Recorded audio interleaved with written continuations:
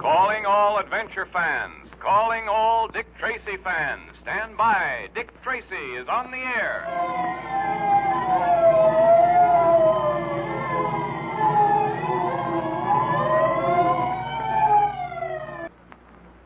When Dick Tracy closed the case involving the Baron and the substratosphere airplane plans, he paid a visit to Scotland Yard, and here the great detective found a new mystery.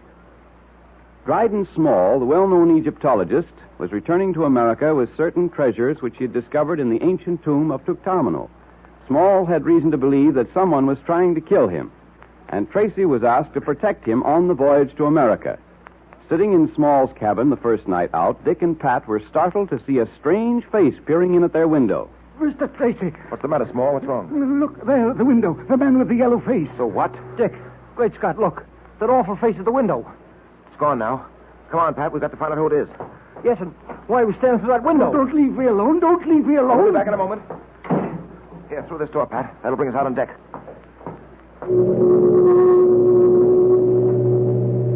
I don't see anyone. No, neither do I.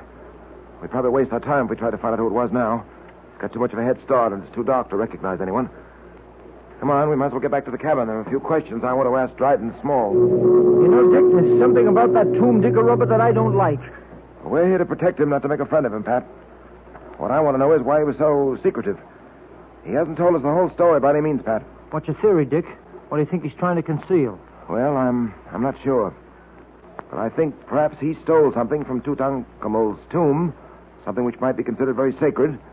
And those who consider it so are trying to get it back. That's only a wild guess. Well, it doesn't sound so wild to me. Well, Mr. Small, we couldn't find a trace of your friend with the yellow face. Mr. Tracy, I must say I'm surprised. You promised me protection, and then you run off and leave me alone. Why, I might have been murdered. Oh, nonsense. We were nearby. Nothing could have happened to you. I wish you wouldn't treat this so lightly. You may not realize it, Mr. Tracy, but I'm in very serious danger. I don't treat any of my obligations lightly, Mr. Small. I tell you, the people who are after me are very clever.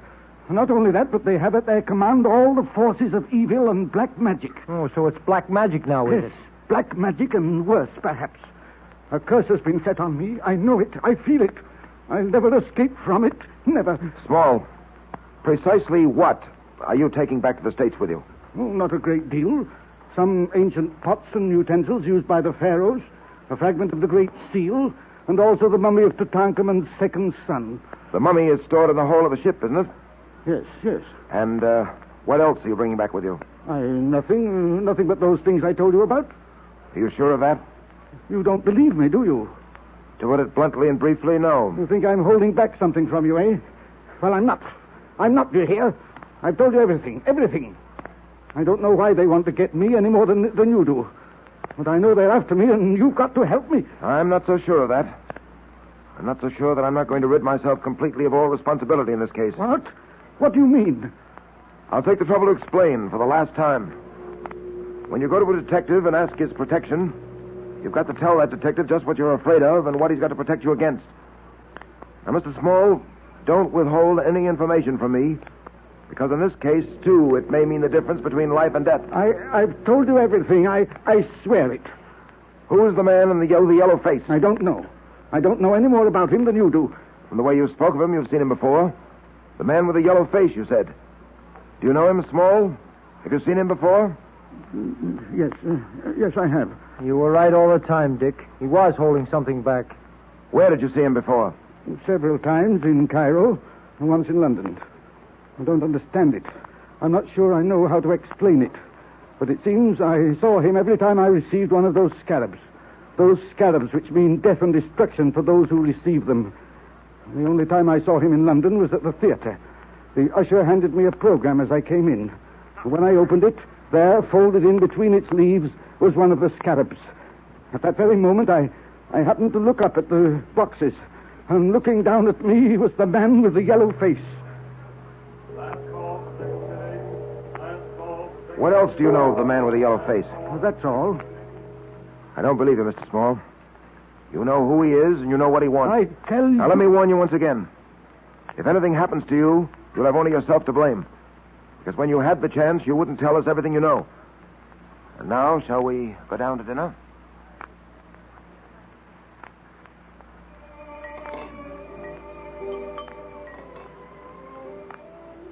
Coffee, sir? Oh, yes, please. By the way, Small, do you still carry that pearl-handled pistol? Yes, and I shall never part with it. If you ask me, it's much too dainty to be any good. I'm afraid it isn't very much to depend on. This pearl-handled revolver has been with me a long time, Mr. Tracy. I intend to hold on to it. Hello. The lights have gone out. Dynamo must have failed or something. Certainly pitch black in here. Tracy! Tracy! In the name of heaven! Small, where are you? He's struggling with someone. Help, Tracy, help! If I could get my hands on whoever it is that... Got him. Give me a hand here, Pat. It's so dark, can't see a thing. I've got hold of someone. Can't see who it is. There go the lights. They're on again. Small. Why, I was holding you all the time. Who do you think you were holding? Well, all I could do in the dark was to reach out and grab. My throat, it hurts. Someone tried to choke me. Yes, there are marks in your throat, all right. Grabbing hold of me did one thing anyway. It scared him off. Yes, Small. This time he was scared off. I wonder if I'll always get to you in time. I can't protect you from something that's nameless, you know. Something you won't tell us about. I've told you everything. Now, look here, Small. Tonight, you had an example of what might happen. And apparently you're still unconvinced that telling me everything you know is the only sensible thing to do. Now, for the last time, will you talk up? Well, how about it? I've told you the whole truth. Very well. I've done my duty. I've warned you.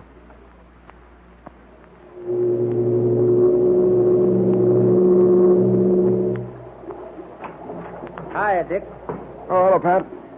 Where you been? Walking about on deck? Yeah. Isn't it a beautiful night? Yes, I suppose it is. Hey, met a girl strolling about on deck. Miss Foster, her name is. Oh, boy, what a girl. She's swell platinum hair and... Say, what's the matter with you? Huh? Oh, nothing. You got something on your mind? Yes, Pat. And his name is Dryden Small. Where is our friend Small? Or should I say our small friend? In there. Asleep? Reading in bed, I think. Pat, I'm more than ever convinced that he's keeping something from us. Hey, Dick, maybe the guy's on the level. Maybe we're just imagining things. Maybe someone is trying to get hold of some of the things he took from Tutankhamun's tomb. Small says they're very valuable. They're valuable, all right. And that's one part of his story, I believe. But whatever the man with the yellow face is after, there's more than just a few trinkets taken from Tutankhamun's tomb. Well, I wouldn't spend too much time worrying about it. Our job is to see that Dryden Small reaches America safely. Once he puts foot on American soil, our job is done. No, Pat. I'm afraid it isn't as simple as all that. Well, why do you say that, Dick? I've been telling Dryden Small that unless he tells me everything, I'm going to give up all responsibility for his safety. Of course, I'm not going to do that. Either while he's on this boat or after he lands. But if he doesn't cooperate, why should you bother with him? I've got to stay with Dryden Small until I'm sure that he's out of harm's way. We've had to protect uncooperative people before. You know, Dick, there's something about this whole business that gives me the creeps. Oh, it's not as bad as all that, Pat. When we were chasing Max Gold or the Baron, we had something we could get our hands on. But what have we got here? Nothing but a face seen at the window. A figure that strikes in the dark. Yeah, Dick, I don't like it. Well, I'm not exactly delighted myself, Pat. But we policemen have to learn one thing. Not to turn away when there's an unpleasant job to do. Doing the things we like to do is simple. Doing the things we don't like to do that proves whether or not we're men, capable of holding down a man-sized job. I guess you're right as usual. And I'm glad you jacked me up. Oh, look, Dick. It's my turn to sit up with Small tonight, but I was thinking that maybe... Yes, Pat?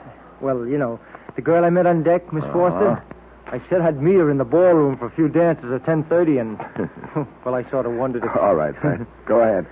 How will you get back? Thanks, Dick. I won't be very late. Tracy. Huh? What is it, Small? Come into my bedroom one moment. There's something I want to show you. What's the matter with you, man? Come. He sure looks funny to me, Dick. All right, come along, Pat. In here. Look. The wall above my bed. Holy mackerel, Dick. Look. Someone's writing a message on the wall. Look, it's being written right before our eyes. You see it, too? I thought I was going crazy. It's an invisible hand writing something on the wall. I can't escape it, and you can't help me. This thing is too big for us. It's too powerful. Oh, the saints preserve us. No, take it easy, you two. Let's see what the invisible hand is writing. Your hour is at hand. Your end is near. The Black Pearl of Osiris must shine again. Yes, and look there on the floor. It's another scarab, Tracy. Another scarab. Yes, so I see. Another symbol of death and destruction. Why don't you do something? But it's no use. You can't fight the supernatural. They told me there was a curse upon the tomb of Tutankhamun. I should never have gone into it. All the others who have been in it have come to sudden death. Oh, stop it, Small. There's nothing supernatural here. I know, but Dick, the writing on the wall, we saw the message being written. Yes, sir. And now look, it's beginning to fade. Ghost writing, that's what it is. The handwriting of a ghost. Oh, come, Small. Pull yourself together. This isn't the work of a ghost. The man with the yellow face, whoever he may be, paid a visit to this cabin in our absence. How do you know he was here? Why, it's simple enough. The scarab on the floor, he left it there. The handwriting on the wall, he put it there. No. He might have put the scarab there, but the handwriting, that couldn't have been done by anybody human. We saw the message being written, and there was no one here. Of course there wasn't. The message was written before we got here. We saw it when we turned on the bed lamp. I don't get it, Dick. Pat, put your hand over that lamp, about 6 inches away. All right. I've got it there now. What do you feel? Nothing but heat. Ah, precisely. Heat. The heat from the lamp. Do you recall ever having used heat in connection with invisible messages before, Pat? Oh, why, sure. Say, I get it. This message was written in invisible ink and couldn't be seen until the heat of the lamp brought it out on the wall. Go to the head of the class, Pat. That's exactly what happened here. The man with the yellow face wrote his message in invisible ink. Small came in, turned on the lamp, and in half an hour or so, the heat from the lamp brought the message out. There's your supernatural for you, Mr. Small. You make it sound simple. It is simple. If the rest of this case were as simple as that handwriting, we'd have no problem. But it's not simple, Small, because you choose to make it difficult. I choose to make it difficult? Yes. You refuse to tell us all you know about this. You refuse to tell us what we've got to know if we're to protect you against the man with the yellow face. There's a definite reason why you're being followed. There's a definite reason for these attempts on your life, such as the one in the dining salon tonight. There's some reason for these scarabs and that message on the wall. Now, what is it? I'm sorry, but I don't know any more than I've told you. And I've told you once, and I'll tell you again, that you're not being entirely truthful. Now, look here. I want you to tell me the meaning of that message about the Black Pearl of Osiris. Yeah, that was a queer one. What is the Black Pearl of Osiris anyway, Dick? I don't know about the Black Pearl, Pat. I do know, however, that Osiris was a god worshipped by the ancient Egyptians, and that even today there are certain secret societies which still worship him. Your knowledge of Egyptian history is remarkable, Tracy. Well, unfortunately, I don't know quite enough. But you know what I want to know, Small. What is the Black Pearl of Osiris? I demand an answer. I don't know, Tracy. I swear it. If I knew, don't you think I'd tell you? I feel rather faint. I wonder if one of you would mind going up on deck with me. Just for a little while. Well, I had a date with her. All right, Pat. You'll have to forget your date. I've got to see the captain at once. You'll have to stay with Small. Keep close to him on deck and don't let him out of your sight. Okay. I hope I get a chance to explain to that girl that I didn't mean to disappoint her.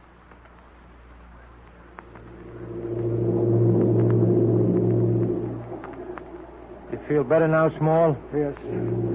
Yes, Mr. Patton. The air is doing me good. Looks like we're going to have a fog. You can see wisps of it floating past the binnacle light up there. Yes. You know, Small, you really ought to come clean with Tracy. Patton. Yeah? That man leaning against the rail. He just looked this way, and his face. Well, what about his face? I'm not sure, but it looked yellow. Now, take it easy. Don't start getting jittery. Don't begin seeing a yellow face in every passenger on this ship. Look, he's moving away from the rail. He's disappearing into the fog.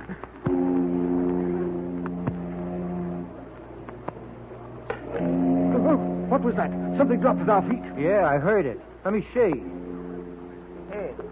Hey, here it is. What?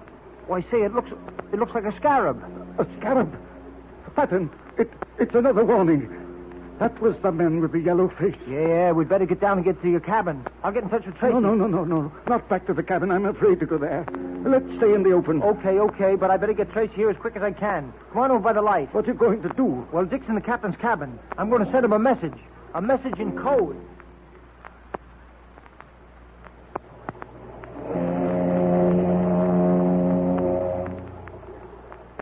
Well, come in, Mr. Tracy. Glad to see you. How are you, Captain? Worried, Tracy. Very much worried. I'm glad you're here. I don't like the things that have been happening on this ship of mine. Well, I'm sorry about the need for searching the ship, but you must understand, Captain, that at any moment one of your passengers may be, well, put out of the way. That isn't what I referred to, Tracy. There are other things that are wrong. Such as? Well, have you heard about what's been going on down in the hold? The hold? Mm-hmm. I know. What's happened down there? One of the crew, a fellow named Weeks, was found about an hour ago, totally unconscious. Unconscious? Yes, lying in the door of the storage room. He's not a strong fellow. As a matter of fact, he has a weak heart. That's why we have him down there. All he does is check the books and little odd jobs like that, you know. Yes, but what made him unconscious? Well, according to his story, Tracy, as he was approaching the storage room, he noticed the door was open, which was unusual. As he began to investigate, he suddenly saw, standing in the doorway itself, a strange-looking figure. The next thing he remembers, he was lying on a cot. The ship's doctor was working over him. Huh.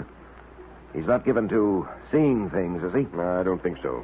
He's a stable, dependable fellow. At any rate, he's never seen things before.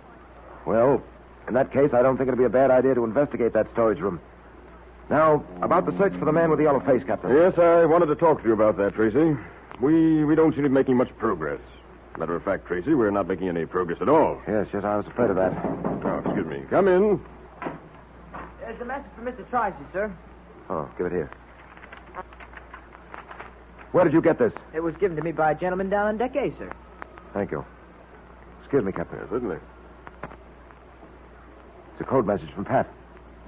Prisoner 20, 21, 12, 16, 7, 10, 18, 22. Will you excuse me, Captain? I've got to join Mr. Patton on deck immediately. Nothing wrong, is there, Tracy? I don't know. That's what I want to find out. And I've got to find out fast. Well, I'll go along with you, Tracy. I've got to go up to the bridge, and this will be on my way. Glad to have your company, Captain, but let's hurry.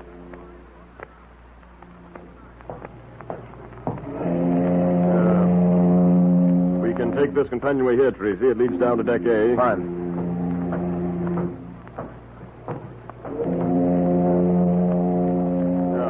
Here we are, deck A. I don't see Mr. Patton, do you? No, but this fog is getting thicker. He may be down at the other end. Come on. Well, I'll leave you here, Tracy. Overboard! Man overboard! There. Man overboard, Tracy. Get down there as fast as you can. I'll see to ordering the boats over the side. Right. Man overboard! Man overboard! Hey, you there. Where is he? Out there! This thing! Man overboard! Man overboard! Man overboard! Oh, Dryden Small. What's happened here? The man with the yellow face. Patton fought with him. Yes. What happened? Overboard. Patton was thrown overboard. What? Pat overboard? Wait, Tracy, what are you doing? Why are you taking off your coat? Why do you think? I'm going after Pat. Stop! Don't! Another man overboard! Another man! Tracy, they'll both be drowned! Patton and Tracy, too! Get lifeboat 4 over the side. All right, sir. Station 4. Station 4. Yes, Tracy just went in after Pat. Hey, what? Come along, man. We've got to get that lifeboat over the side at once. It's being lowered now, sir. Good. Come along.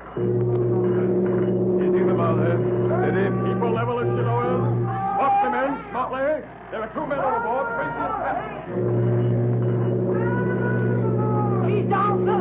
Cover those blocks far enough. And the oarsmen. Good luck, men. Good luck. You've got to bring them back.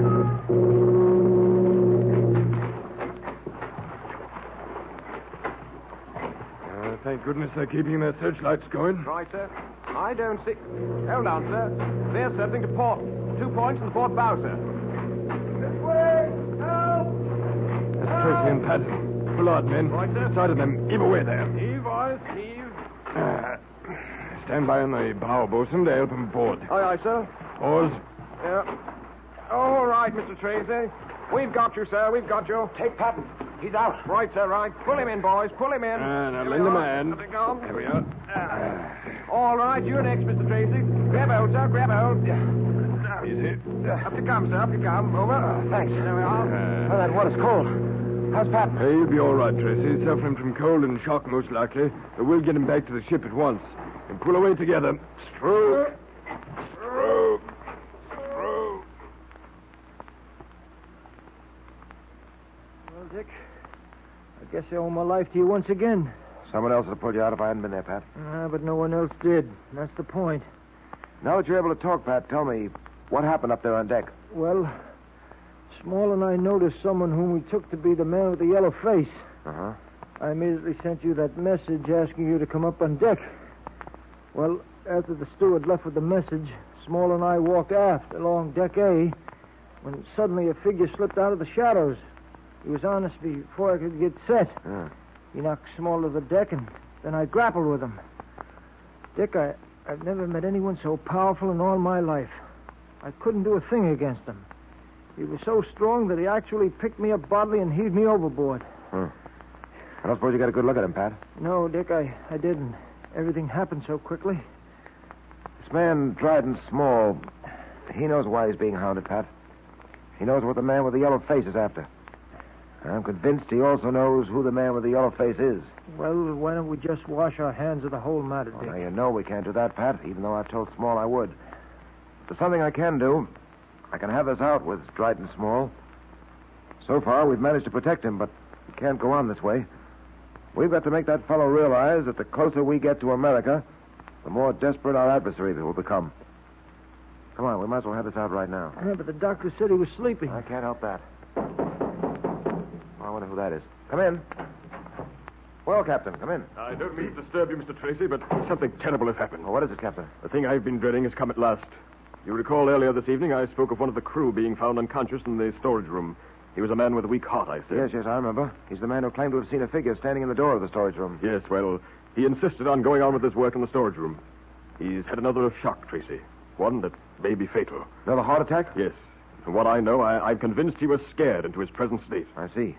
Where's the victim now? He's still down in the storeroom. The doctor is giving him first aid, trying to revive him. Pat, you stay with Dryden Small. Yeah? I'm going down to that storage room with the captain.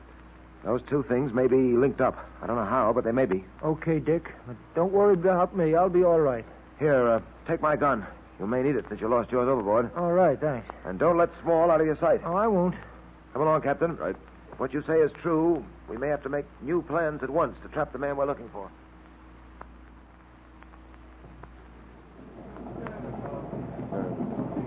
Well, Doctor? He's still in a deep coma, Captain. I haven't been able to do a thing for him. I'm afraid he must be taken to the ship's hospital. Oh, very well, Doctor, very well. I've already sent for a stretcher. Splendid. Give him the best of care.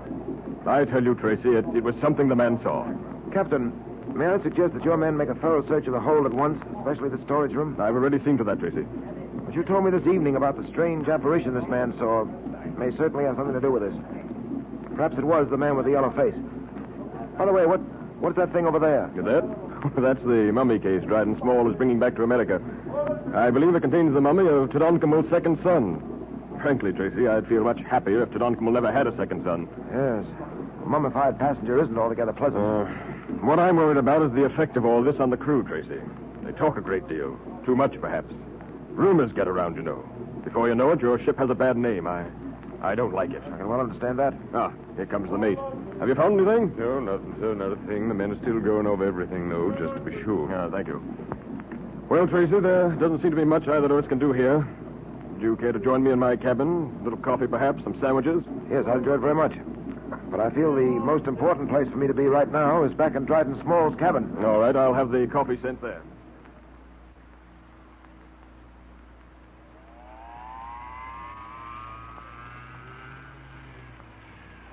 Hey, deck, sir. This way, Captain. Dryden Small's stateroom is down this way. Yes. You know, Tracy, it certainly is reassuring to have you on board this trip. I'd hate to have all these bizarre things happening without you here to help clear them up. Well, I haven't cleared them up, Captain. No, but I know your reputation. I have absolute confidence in you, Tracy. Well, thank you. This is really one of the most puzzling cases I've ever encountered. Mm-hmm. I don't believe I ever had so little of a tangible nature to work with. There's so many things I'd like to know. I'd give a great deal, for instance, to know what the Black Pearl of Osiris is and where it is. I'd like to know why the man with the yellow face is so anxious to get hold of it. To make it brief, Captain, I'd like to know what it's all about. That is all that, eh? Well, I'll say this, Tracy. I'll be a very much relieved man when this ship docks at New York. I dare say. Well, here we are. Pat must be in the bedroom. Yes, he, I've told you this before. Wait a minute. Voice. Strange voice. Listen. I have no desire to discuss this matter with you at any length. All I ask from you is that you tell me where the Black Pearl is. The Black Pearl of Osiris. I don't know, I tell you. I don't even know what you're talking about. Your friend, Dryden Small, practiced the same deception. He, too, pretended ignorance of the Black Pearl of Osiris. You see what has happened to him. The same thing will happen to you. This pearl-handled revolver of his may not be very impressive looking, but I rather think if it is well aimed and skillfully handled, it can be deadly indeed. Now listen, I'm telling You you... will tell me nothing but what I want to know. Where is the Black Pearl of Osiris? Answer, you white devil, or it will be the worse for you. Great heavens, Tracy. What's going on in there? It's evident that Pat's on the spot. I've never heard that voice before, but I'll bet it's the man with the yellow face. What can we do? Have you a gun? No, I haven't. Neither have I. I gave mine to Patton. I can get one, though. No, there's no time. We've got to work quickly. But you can't do anything against that man without a gun. Time grows short, my friend. Answer me quickly. I refuse to waste further words with you. Now listen, I'm telling you the truth. Why should I lie to you? I don't know where the Black Pearl you're talking about is. This little pearl-handled revolver is about to speak. I do not think you would care to hear its voice. Now, I tell you, you've got me all wrong. I don't know any more about that Black Pearl than you do, or Tracy does. We tried to get Dryden Small to tell us, but he wouldn't. Very well, my friend. I see you are not only stubborn, but reckless of your life. And so it becomes necessary for anything. What are you going to do? Pull a bluff, Captain. Pull a bluff. Kill you. And believe me, my friend, you could have avoided it if you had wanted to.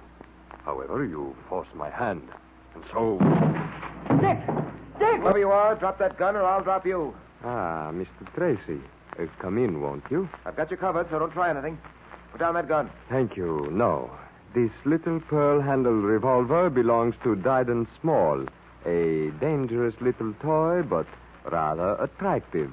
So I prefer to keep it. Who are you? What's your name? I believe I have been called the man with a yellow face. Rather an unpleasant, distressing name. I don't like it. My real name, and I hope that you will use it henceforward, gentlemen, is Humi Batik. Egyptian, huh? That is right. Dick, he wounded Dryden Small. He knifed him before I could get in here. I heard Small cry out. It was in self-defense. You see, Mr. Tracy, he was indiscreet enough to withhold something from me. Something I wanted very badly. The Black Pearl of Osiris. Ah, you know. You wounded Small because he wouldn't tell you where it was. What is the Black Pearl of Osiris? And why have you been following Small to get it? That gun you are holding in your pocket, if you actually are holding a gun there, Mr. Tracy, compels me to answer more or less. As I have said, my name is Humi Batik. I am the high priest of the cult of Osiris, a secret group dedicated to the worship of that ancient god. And what about the Black Pearl? Has it some religious significance? Ah, it has indeed. The Black Pearl is a very small pearl. But, as you know, black pearls are rare and therefore are of considerable value. Aside from its value in money, however, the Black Pearl of Osiris is priceless in our eyes, for it is really the heart of Osiris. How can a pearl, black or white, be anybody's heart? Oh, you interpret my remark too literally, Mr. Patton. Many, many hundreds of years ago, a statue of Osiris was molded from gold with eyes of diamond. When it was erected, it was decided that the statue must have a heart, and it must be something unusual, something worthy of that incredibly beautiful statue. Tutankhamun, the pharaoh of that time, had in his possession a small but perfect black pearl, and he gave this to the temple to be used as the heart of Osiris. I'm beginning to understand. That statue wasn't by any chance placed in Tutankhamun's tomb when he died, was it? Mr. Tracy, I bow to you. Yes, the statue was placed there. For hundreds of years, it was safe. Then came this infidel and stole the Black Pearl. But we who have guarded it for centuries, we knew that the heart of Osiris had been taken and that it must be returned at all costs. I have found it necessary to employ force, a thing I detest.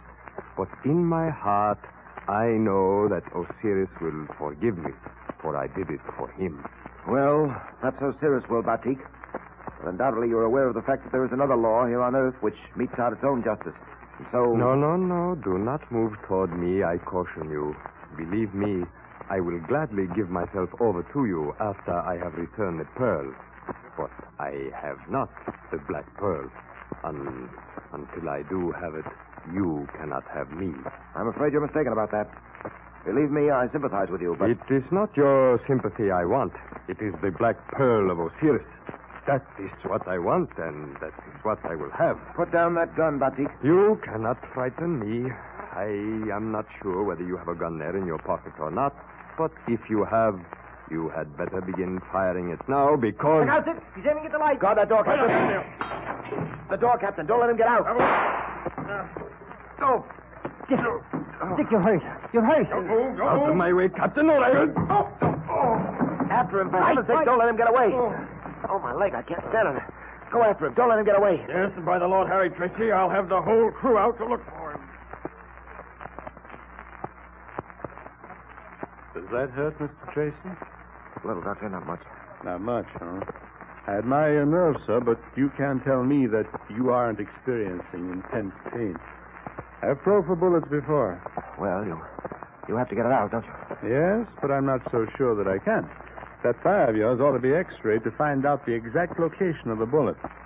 The bullet must be a very small one to judge from the wound. Yeah, it was a very small revolver. Small pearl handle, one belonging to Dryden Small. Ah, yes, Mr. Small. I treated him for a few knife wounds an hour ago. He'll be laid up for a long time. Mr. Tracy, I don't like that man. He deserved everything he got. That hurt you, didn't it? No, it's all right. Please go on. Yeah. The crew are searching for Huey Batik, are they, Pat? Yeah, every available man. They'll find him, too. I wonder. Clever, that Egyptian. They searched for him before and couldn't find... Are they? All right, Doctor. Pat, I'm afraid our Egyptian friend is clever enough to find a safe place to hide. I wish I could be out with a crew hunting for him. What about that Black Pearl, Dick? The Egyptian seems sure Dryden Small had it. Have you any idea where it might be? No, Pat, I haven't. I can't help thinking that if only I'd known about this before...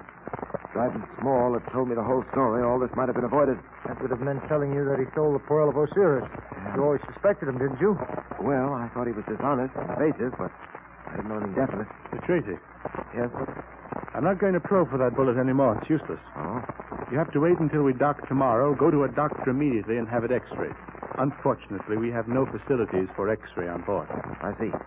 All right, Doctor, I'll do that. I'll bandage it up. I think you'll be able to get around. All right. Thank you, Doctor. Thanks very much.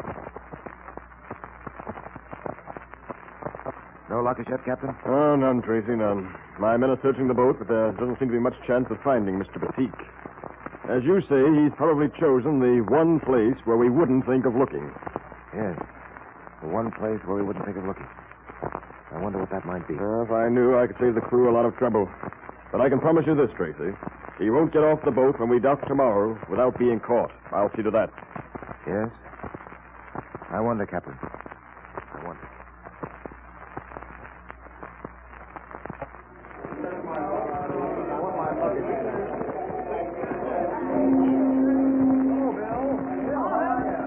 I've been watching the passengers go down the gangplank, Dick. And so far, I haven't seen anyone resembling Batik. No, neither have I, Pat. But he's going to try to get off this boat. You depend on that. We have every gangplank guarded. Hey, Dick! Junior! Well, old man, I'm glad to see you. Oh, gosh, am I glad to see you, Dick. Oh, hello, Pat. Oh, thanks. Oh, Pat. It's okay, kid. I know when Dick's around, no one else exists. Tell me, Junior, how's the Dick Tracy Secret Service Patrol going?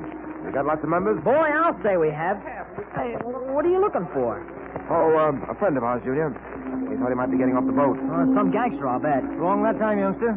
See anyone, Pat? No, I just thought for a minute that it isn't him. Say, who are you looking for, anyway? An Egyptian named Huey Batik. He's been hiding on boat. Wounded a man. He says he did it in self-defense. We've got to get him. Dick, are you limping? Well, Been shot, Junior. Shot by the Egyptian, huh? Yeah. Say, Dick, is it bad? no, it's all right, Junior. Oh, Captain. Hello there, Tracy. Any luck? No, none as yet. Well, I hope he hasn't got past us. But I don't see how he could. I've got men stationed all over the place. Huey Batik isn't hard to recognize with that yellow face of his. There are two things that puzzle me, Captain. Eh? Where is Huey Batik hiding, and where is the Black Pearl? I searched Small's effects thoroughly and couldn't find it. Well, I'd give a good deal to know the answers to those questions myself. Say, Dick, isn't that a body they're bringing off now? Down by the hole there. No, that isn't a body, Junior. That's a mummy case containing a mummy which belonged to the guy who was wounded. A mummy? Oh, gosh. What would be the one place we'd never think of looking? What was that, Tracy? Captain, I may be crazy, but come on. Dick, where you going? I'm going down to have a look at that mummy. But, Dick, you don't actually think he'd be in there, do you? I don't know, Pat. It's the one place we haven't looked for him. The one place no one would think of looking for him. My heavens, Tracy, I believe you're right. We'll soon know. Here, you. Yeah? Put that mummy case down, will you? Oh, with pleasure. Boy, they sure built these things in the old days. Weighs a ton. All right, boys, put it down. Okay. There it goes. There we are. Well, I've got to hand it to you, Tracy. I would never have suspected that Humi Batik might be hiding in that mummy case. It would never have occurred to me. Well, we're not sure he's in there yet. He may not be, you know. Yeah, there's something to that. All right, boys, pry out that lid. Okay. Throw your gun, Pat. Stand ready. You may need it. Right. Well, we were wrong. The man with the yellow face isn't here. That's a mummy, all right, Dick. Yes, so it is. Stand back, Junior. Just to be sure, Pat, I think I'll put a bullet in it. No, Tracy. In the name of Osiris, I command you, stop. Dick, it's not a mummy after all. It's Batik, the man with the yellow face. I recognize his voice. Yes, and so do I. I rather suspected he'd be there. Unwind that sheet, boys. Okay. Come on, boys, come on. Hurry it up. Come on, pull it on the side there. Take the wrappings off his feet. Yeah, they're off now, Mr. Tracy.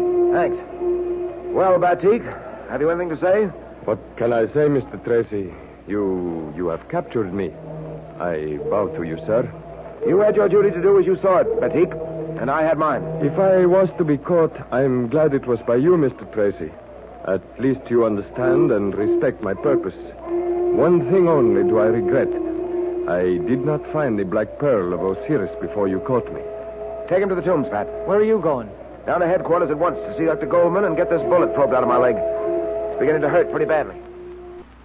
That hurts, I know, Tracy, but I'll have it in a few moments. Go ahead, Dr. Goldman. I can stand it. Gosh, Dick, does it hurt that bad? You sure can take it. Well, it could take almost anything, Junior, if you make up your mind to it. One moment now, Tracy. I believe I've got the bullet. There it is. Peculiar-looking thing. Smallest bullet I've ever seen. Yes, I've never seen one quite like it. Cooper, the ballistics expert, would be very much interested in this bullet. Well, I'm very much interested myself. The ballistics department's right across the hall. Why don't you call Cooper in? I'd like him to take this bullet and examine it for markings. Right. Here, I'll put this temporary dressing on. Be back in a moment.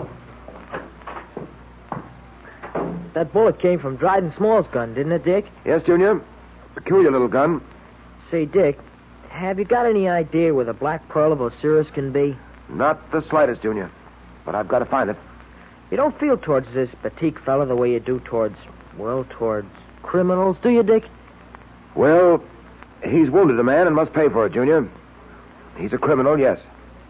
But he, too, has certain rights. And I must do all in my power to recover for him and his people that which has been stolen from them. That Black Pearl is theirs. It's part of their religion. And I'm going to see that they get it back. Well, Tracy, I hear the doc has relieved you of a piece of lead. Didn't know you were going in for collecting them on your person. Cooper, come on in. Right. Yes, here it is. What do you think of it? Yeah. The queerest-looking bullet I've ever seen. Like to add it to my collection, if you don't mind, Tracy. Not at all, Cooper. But I'd like to have a report on it first, if you don't mind. Sure thing. I'll analyze it this afternoon and give you my detailed findings by this evening. Thanks a lot, Cooper. Well, Doc, if you'll just bandage that leg up, I'll be getting down to the tombs. I want to have a talk with Humi Batik. Batik's in cell 4, down this way, Mr. Tracy. Thank you.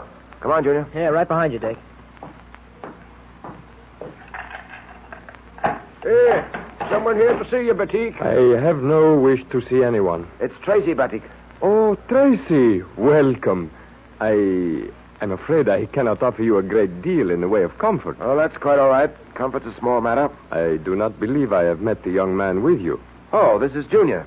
How do you do? How do you do, sir? I am glad to see, Mr. Tracy, that your leg has not been seriously injured. I have worried about it. You see, I am not really a criminal. I detest force in any shape, but it was necessary. Well, fortunately, that pearl-handled revolver belonging to Dryden Small was a toy and nothing more. Ah, yes, Small. How is he, Mr. Tracy? I have been worried about even him. He's in the hospital. He's been placed under arrest and be removed to prison as soon as possible. And what of me, Mr. Tracy? Well, Batik, board of inquiry is investigating your case now. Much as I understand your motives for what you did, despite the fact you say it was in self-defense, the machine of the law must take its course. I understand perfectly. I do not care what happens to me, so long as I know the Black Pearl of Osiris is safe. Have you found it as yet? Not as yet. But since it was stolen from you, it's my duty to find it and return it if I can. The question is, once I've found the pearl, how can I return it to Egypt? I'm afraid you may not be in a position to take it yourself. Quite right. However, there is a representative of the cult of Osiris here in America. He has been to visit me, and he is taking care of matters for me. Once the Black Pearl is found, he will carry it back to Egypt and to Osiris. I see. You know, Batik, for the life of me, I can't understand why Small stole that Black Pearl. It isn't valued that highly, in money at least. It has some monetary value, yes. But it has even a greater value to collectors of, shall I say, curiosities. I see. Here in America, there is a group of men who make their living by stealing treasures of art and other things, such as the Black Pearl. These men will stop at nothing to get that Black Pearl. And by the way, let me warn you against these treacherous forces if you should find the Black Pearl. From the moment you get the pearl in your possession, your life will be in danger. If these men are as powerful as you say they are, how did you intend to get the Black Pearl back to Egypt safely? And if I find the pearl, how will your friend hope to get it back safely? You see this ring on my finger, Mr. Tracy? Yes? Gee, that's a strange-looking ring. Has a scarab on top of it. Yes. This is the luck ring of Osiris. The luck ring? Yes. Wherever I am, whatever trouble I may be in, I have but to rub this ring, and Osiris will do what is best for me. You just rub the ring and you have good luck, huh? Precisely, my young friend. Then you placed complete confidence in this ring. You felt that it would protect the Black Pearl until you reached Egypt. Yes, I have every confidence in it, as should all who own one like it. But it is more than a ring of good luck, Mr. Tracy.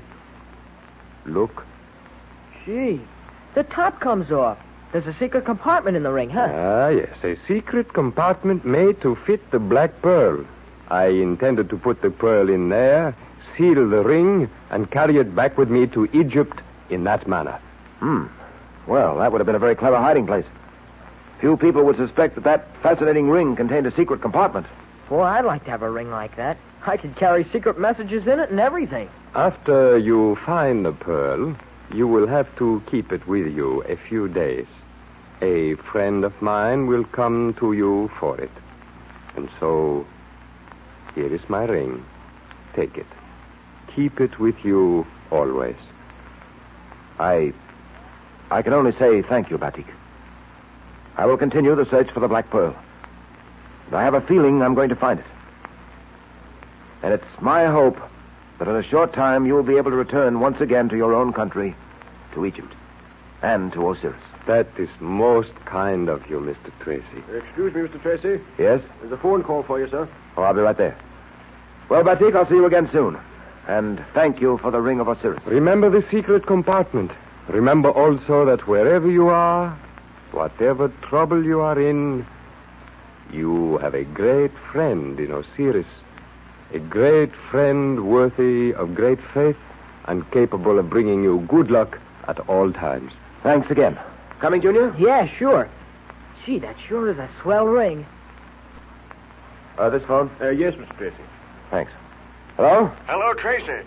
Oh, hello, Cooper. What is it? Tracy, come down here to the ballistics bureau as fast as you can. But what is it? What's happened? Tracy, that bullet they took out of your leg is the most amazing bullet I've ever seen, in more ways than one.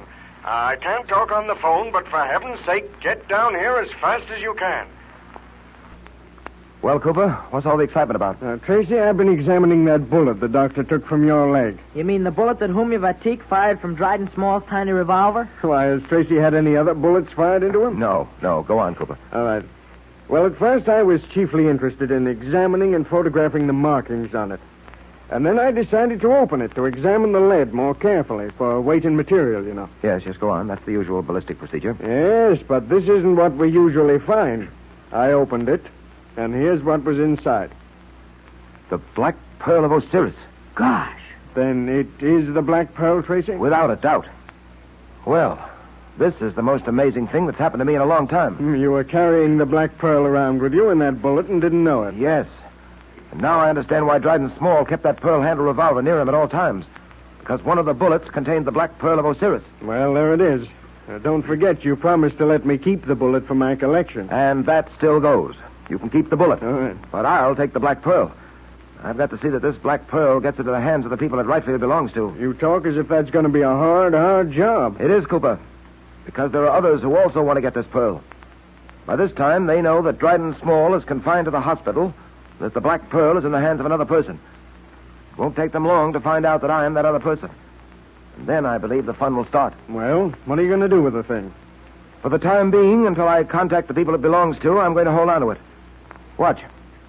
I take the top off this ring, and there you see a secret compartment into which I can place the Black Pearl. Gosh, Dick, I can't get over that ring. It's a beauty. Now then, I'll put the top on again, and there we are. The Black Pearl is now reasonably safe until I can put it into the hands of the proper person. That's a very attractive-looking ring, Tracy. I've never seen one like it before. It's more than just attractive. It's a mysterious ring, given to Dick by Humi Batik. Batik claims it will bring good luck to you whenever you need it. Yes, I wonder what adventures and troubles will follow in the wake of this Black Pearl now that I have got it. Well, what do you mean? Well, Cooper, there's a group of men who make their living stealing art treasures. And this Black Pearl is one of them. These men sell these treasures to wealthy but dishonest collectors. Dryden Small is one of their agents. They know by now that Small is temporarily out of the picture. Why, at this very moment, they're probably plotting just how to get it.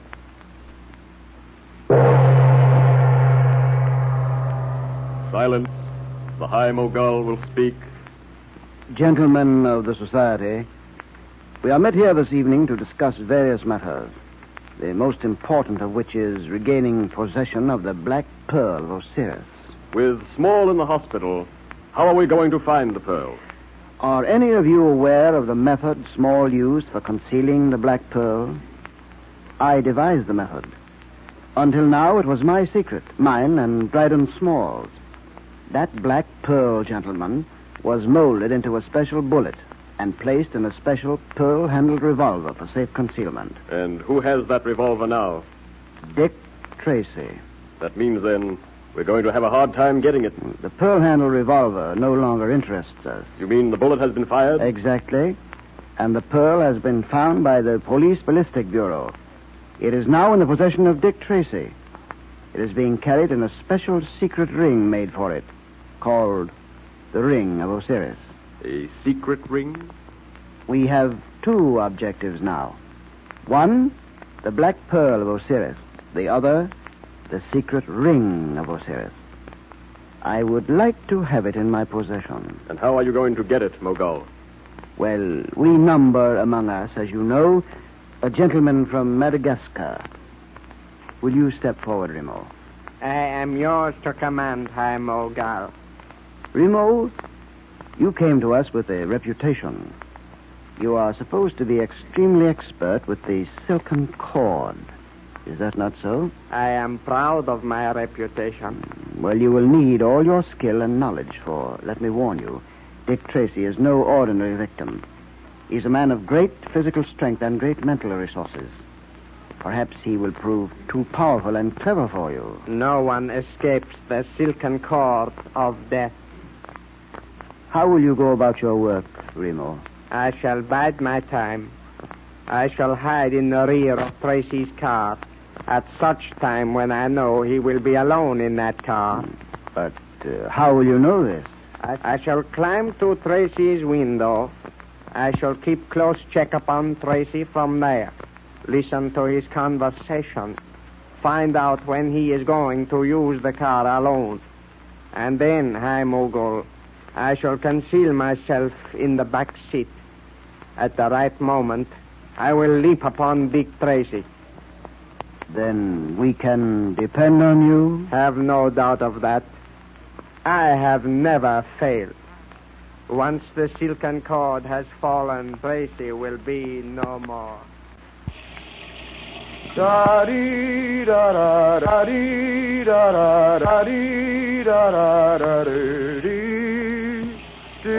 you're a great detective. And as a crooner, my oh my. I sing, my critical friend, not because I sing well, but because I feel well. Yep, I'm very happy tonight. Things seem to be breaking right. A little threat like the death hanging over your head doesn't mean a thing, does it? By this time, Pat, you want to know that threats may not mean a thing. Where's the large bath towel? Yeah. Oh, here it is. Besides, showing that you're scared of a threat doesn't happen to be my style. Oh, I can't help wishing this Black Pearl business was finished. You've got the thing in that ring there, haven't you? Yep, yeah, I have. Well, Junior's eyes shine every time he talks of that ring.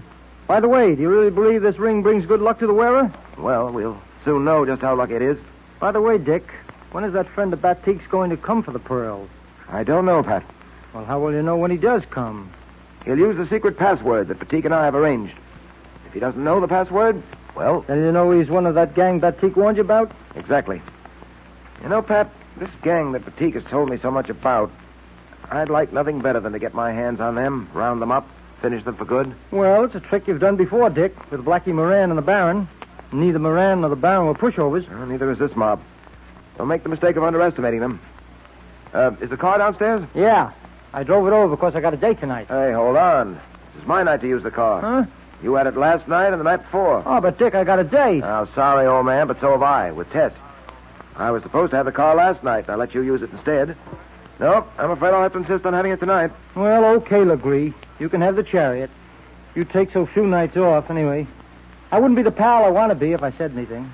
See, I promised Tess I'd take her for a drive up the shore road tonight. Perhaps we'll stop off someplace and dance. How long has it been since you were on a dance floor, Dick? Why?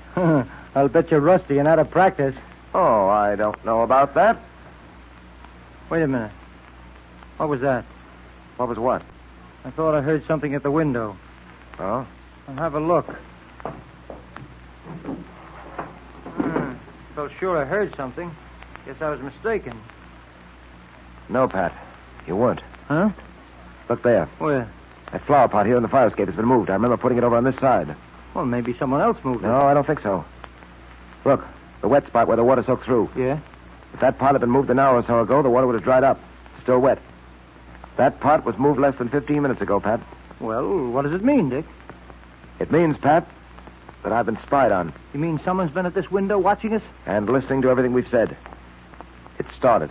What started? The attempt to get the Black Pearl of Osiris away from me. How do you know that, Dick? Wait a minute. Hello? Oh, hello, Tess. Yes, dear. I'll be right over. Yes, the car's waiting downstairs. Won't take me more than 10 minutes. All right, dear. What? Yes, I know I've been neglecting you, but... And it's nice if you'll understand. Yeah, it's a grand night for a drive. Right. Goodbye, dear. Now, listen, Dick, be careful, will you? Anything may happen. Don't worry, Pat. It'll be all right. But I am worried about you. Well, there's the chariot waiting for you. It's all yours, Dick. Sorry I've got to deprive you of it, Pat. Can I drop you anywhere? No, I'll walk. It's not far from Irene's house. See you tomorrow, Dick. Take care of yourself, will you? I've always managed to. Good night, Pat. Night.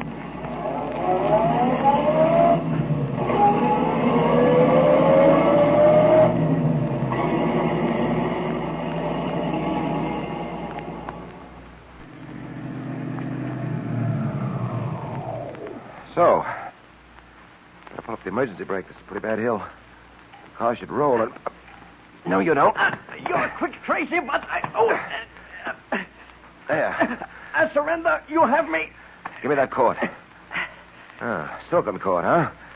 Who are you working for? I have nothing to say. Perhaps you haven't now, but you will later. Can you drive a car? Yes. Then get up here and drive this one to headquarters. Remember, I've got a gun on you, so no tricks. So we wouldn't talk, eh, Dick? No, Pat. I couldn't get a thing out of him. No sense trying any further either.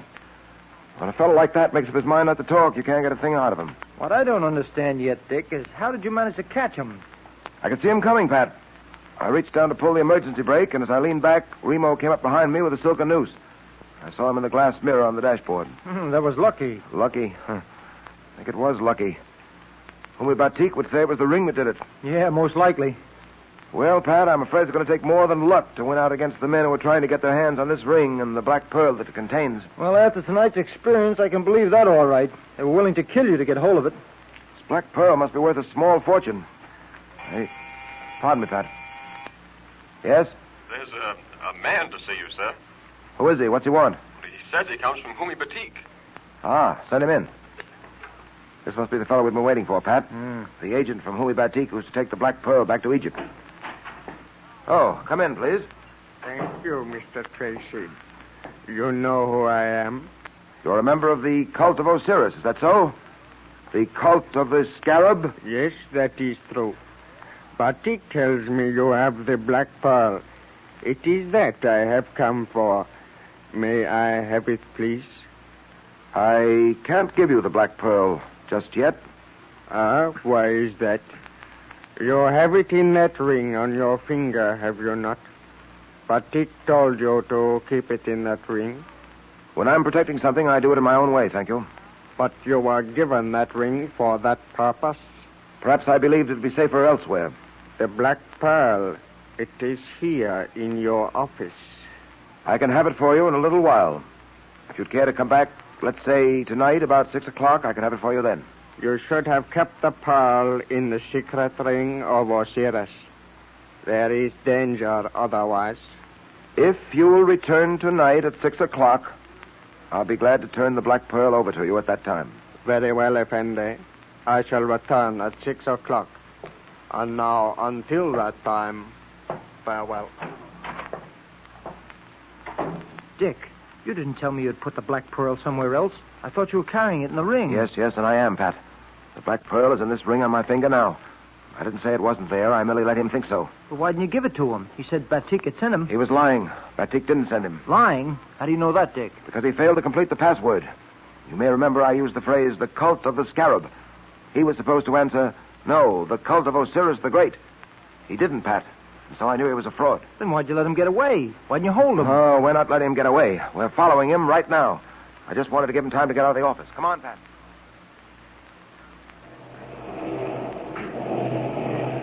He's getting into that cab. Yeah, a taxi. Where to, mister? Follow that cab up ahead. Keep it a safe distance. I don't want them to know we're following. Hey, wait a minute. I don't want to get mixed up in no kind of trouble. I'm Dick Tracy. My badge. Dick Tracy? Holy smoke. Okay, sir, anything you say.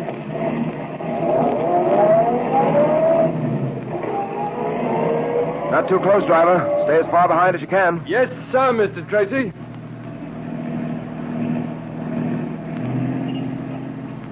Traffic's pretty thick, Mr. Tracy. Well, don't lose that cab, whatever you do. Nope. She stopped up ahead for a red light. Traffic sure is heavy today. I can just see the top of her. Don't lose her. Hang on to her. Don't worry, I won't lose her.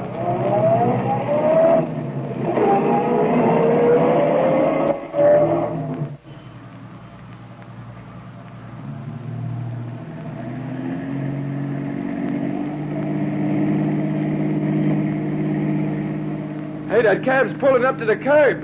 Hey, that's funny, Dick. What is? Well, this is the ritziest section of town. Yes, I know. Stop here, driver. Okay. Look, Dick. The driver of that other cab is getting out and opening the door of the cab. He looks excited. Yes, there's something wrong. Come on, Pat. Come on. Hey, wake up, will you, mister? Wake up. Hey, come on, guy. Hey, what's wrong? What's wrong, driver? Gee, I don't know. This guy's out like a light. It's the guy who was in our office, Dick. Yes, I know. Let me have a look at him, driver. Okay. Yep. He's dead, Pat. He's been shot. Dead? Are you sure, Dick? You mean to say the guy is dead? Gee, he was talking to me only a minute ago. What do you make of it, Dick? Merely confirms my belief, Pat, that we're not dealing with any ordinary gang. Someone very shrewd must be at the head of them. Shrewd enough to anticipate all eventualities. You mean he knew we might follow this guy? Apparently.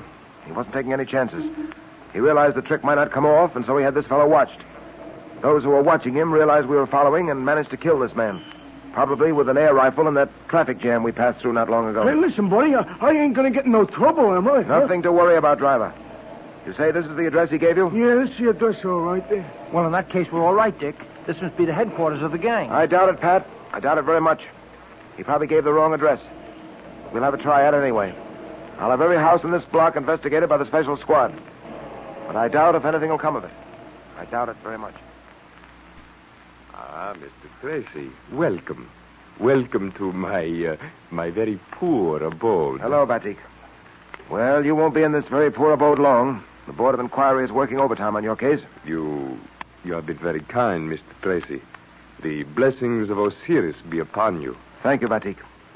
By the way, you might be interested to know that an agent of the society tried to get the pearl. Oh, the fiends. They will stop at nothing.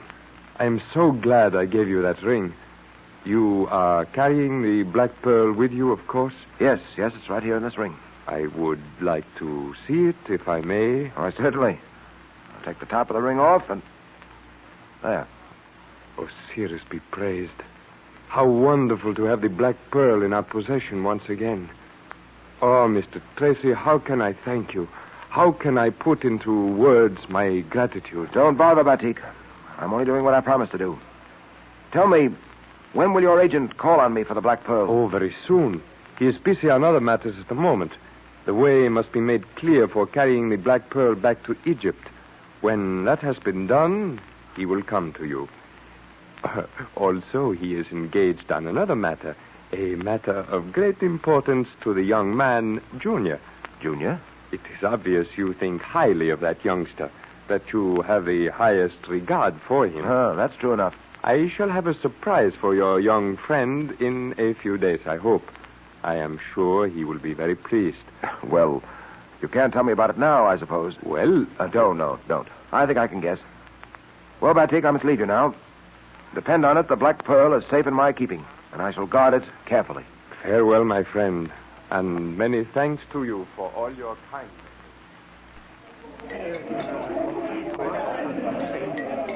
Gee, this is a swell place to eat, Dick.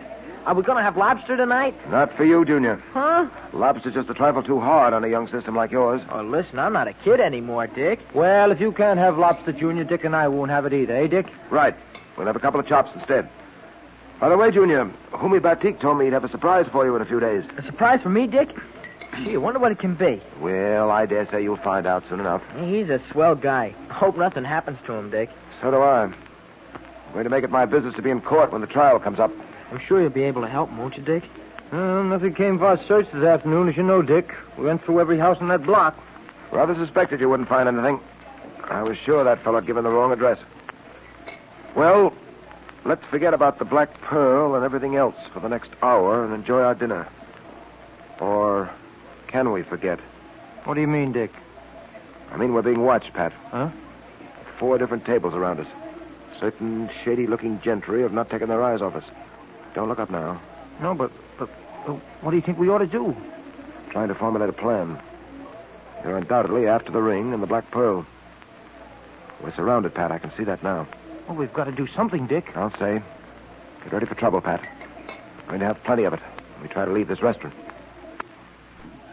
Go on with your dinner, both of you. Pay no attention. Pretend you haven't noticed a thing. What? This dinner's got to end sometime, Dick. Yes, I know, Junior. By that time, let's hope we'll dig up an idea that'll get us out of here safely. That was good coffee. Finished, Pat? Yeah, I'm finished. I'll tell you one thing, though. I certainly didn't enjoy my dinner the way you evidently did. I didn't get much fun out of this food either. Gosh, Dick, I don't know how you do it. We're surrounded on all sides by these men, and you calmly eat your dinner. And enjoys it, too. Well, why not? Nothing could have happened until we were finished, ready to go. Look, Dick, 5 or 6 of those guys are going outside. Yeah, they see we're through with dinner and that we'll be going out any moment. Well, shall we go? Into the hands of that welcoming committee out there? Could we have some more coffee? I really feel like having another cup. Pat, it'll keep you awake tonight. Unless I'm mistaken, you'll have plenty to perk you up in a few minutes. Gee, Dick, aren't you worried at all? Well, I'm trying not to be. If you try hard enough, you know. Here, I'll take the checks. Come along. Cashier's down this way. $2.25 out of 5. Here's your change, sir. Thank you. Hey, look. Those guys at the other tables are following us out, sort of nonchalantly. Not a very good way of showing nonchalance, is it? Just have your gun ready. Junior, I've taught you how to stay out of harm's way if anything happens. See that you do it. No, not me. I'm going to stick to you, Dick. You'll do as I say. All right, now. There's the door to the street. Let's get going.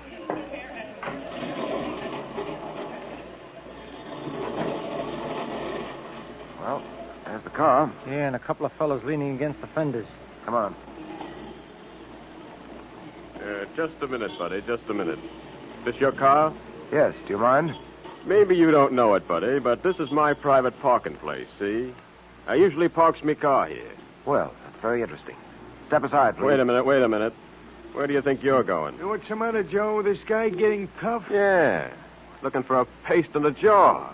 So happens I wasn't looking for anything. However, I see that you very possibly are, and so... Hey, you can't do that well. Get in, Pat. Junior, quick. Come on. Get him, boys. Get him. Here they come, Dick. Let him have it, Pat. Oh. Keep behind me, Junior. That's the old featherweight. The ring, Dick. They're trying to get the ring. Keep slugging and stop talking. Get him, you guys. The cops, they're coming, Dick. Yeah. Swinging kind of wild, aren't you, big fella? Here's the way to do it. Run, you guys! Run! It's the cops! Jesus! They're running away, Dick. So I see.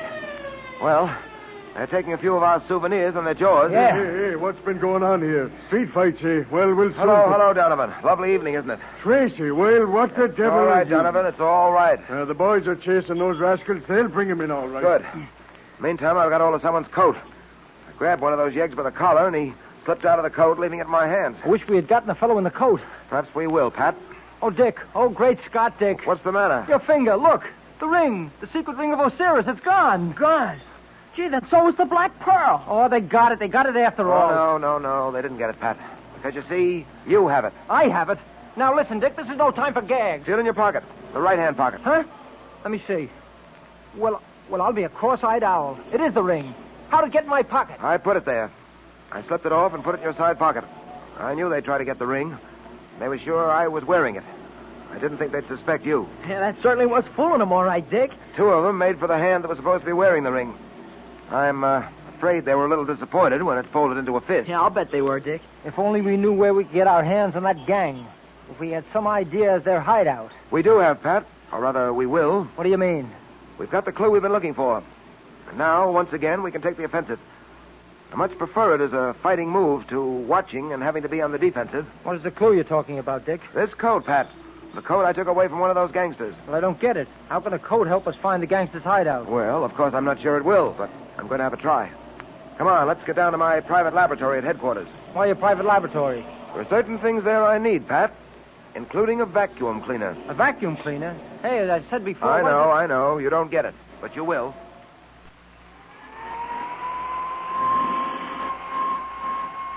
Say, Dick, what's the point of going over that coat with a hand vacuum? Yeah, come on, let us in on it, will you, Dick? And why all the little piles of dirt you put on the table? Why don't you put them all in one big pile? Well, you see, Pat, each one of those piles of dirt is labeled. Now, this pile here came from the right-hand pocket of the coat. Yeah? This one came from the left-hand pocket. This pile here is the dust I took out of the back of the coat.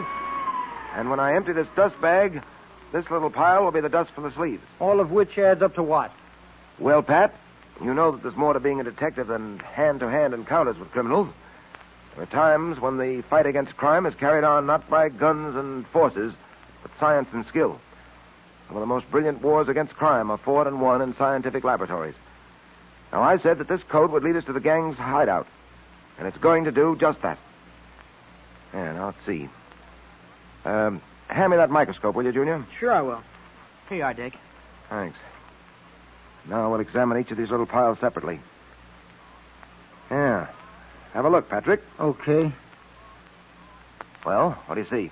Well, you got me. All I see are some particles of black stuff that look like hair, and some gray dust that gleams a little bit, and some more gray stuff that seems sort of dull, and some colored particles of, well, it might be cloth.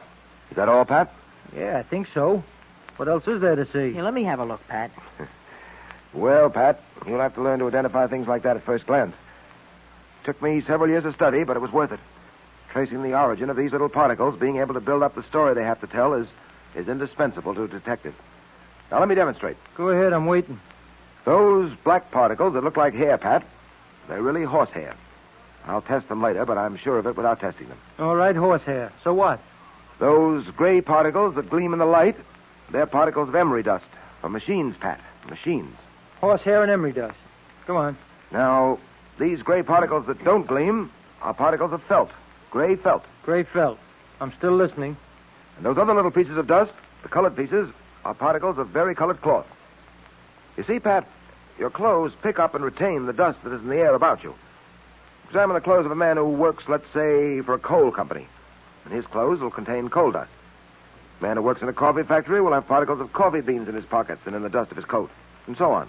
Okay, but where does all this get us? Well, Pat, don't you see? We've taken from this coat particles of horsehair, emery dust, felt, and colored cloth. Now all we've got to do is to decide what industry uses these articles. In other words, what's made out of them. Put them all together and they spell zero for me.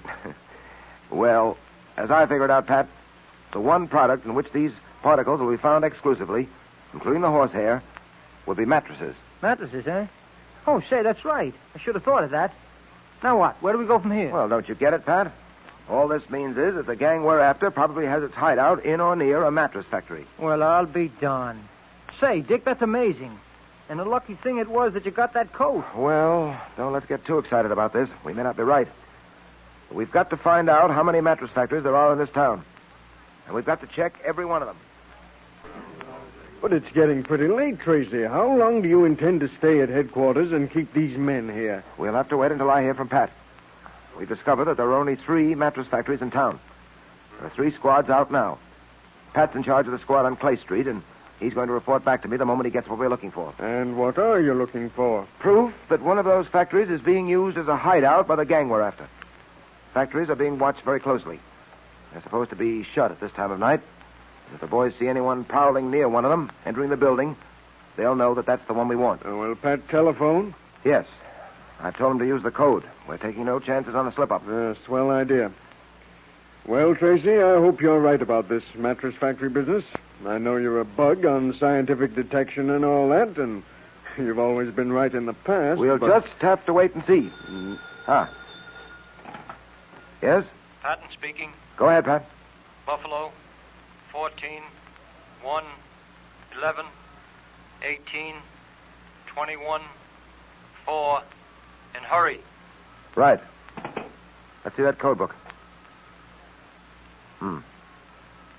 Buffalo, 14, 1, 11, 18, 20... Wait a minute, that's the end of that word.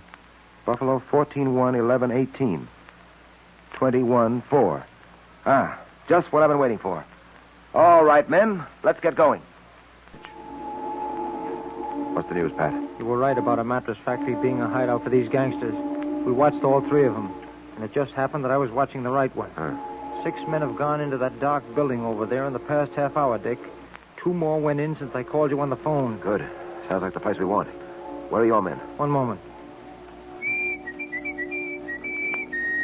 Here they come out of doorways and alleys. All right, boys. Yeah, all right. We're ready now. Yeah. Higgins, take 4 men and go around and guard the back of that factory. Okay. Jones, you take another 4 and stay out here in front. Right. The rest of you men come with me. What are you going to do, Dick? A surprise raid. Walk in and nab them, Pat. All right, boy, I'm with you. And I hope we nail the big shots. All right, then. Let's go. Come on, man. Come on. Try that door, Pat. Right. It's unlocked, Dick. Good. It's a dim light burning at the top of those stairs. Come on, you men. All right.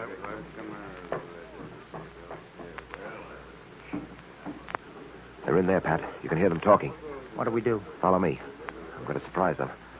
When I give the word, all of you rush at that door and break it in. Right. All set? Yep. Then now. Get him up fast. Get around there, you. Go on, move. Well. May I inquire what this means? Are you the head of this mob? I don't quite understand. This is a factory. These men are my employees. We'd met here tonight to discuss something pertaining to to new shipments. Will you be good enough to explain your violent entrance? Certainly there's no call for a raid by the police. I'm sorry, it won't do. I have a fair memory for faces, and I can positively identify at least 4 of these men as the ones who attacked my friends and myself earlier this evening. Yeah, and so can I. Why, this is preposterous. You can't get away with this. We'll see about that. You, I suppose, are the high mogul I've heard about. I'm afraid I don't know what you're talking about. Oh, don't you? Oh, no, I'm now, sure my suggestion to you, Mr. High Mogul, is to relax, because we're taking you and your friends down to headquarters. And so, if you're smart, you'll talk now, when it might do you some good. All right, I'll talk. You bet you will. And talk fast. You got the high mogul, all right. He used to be the owner of a couple of art galleries, but they folded up.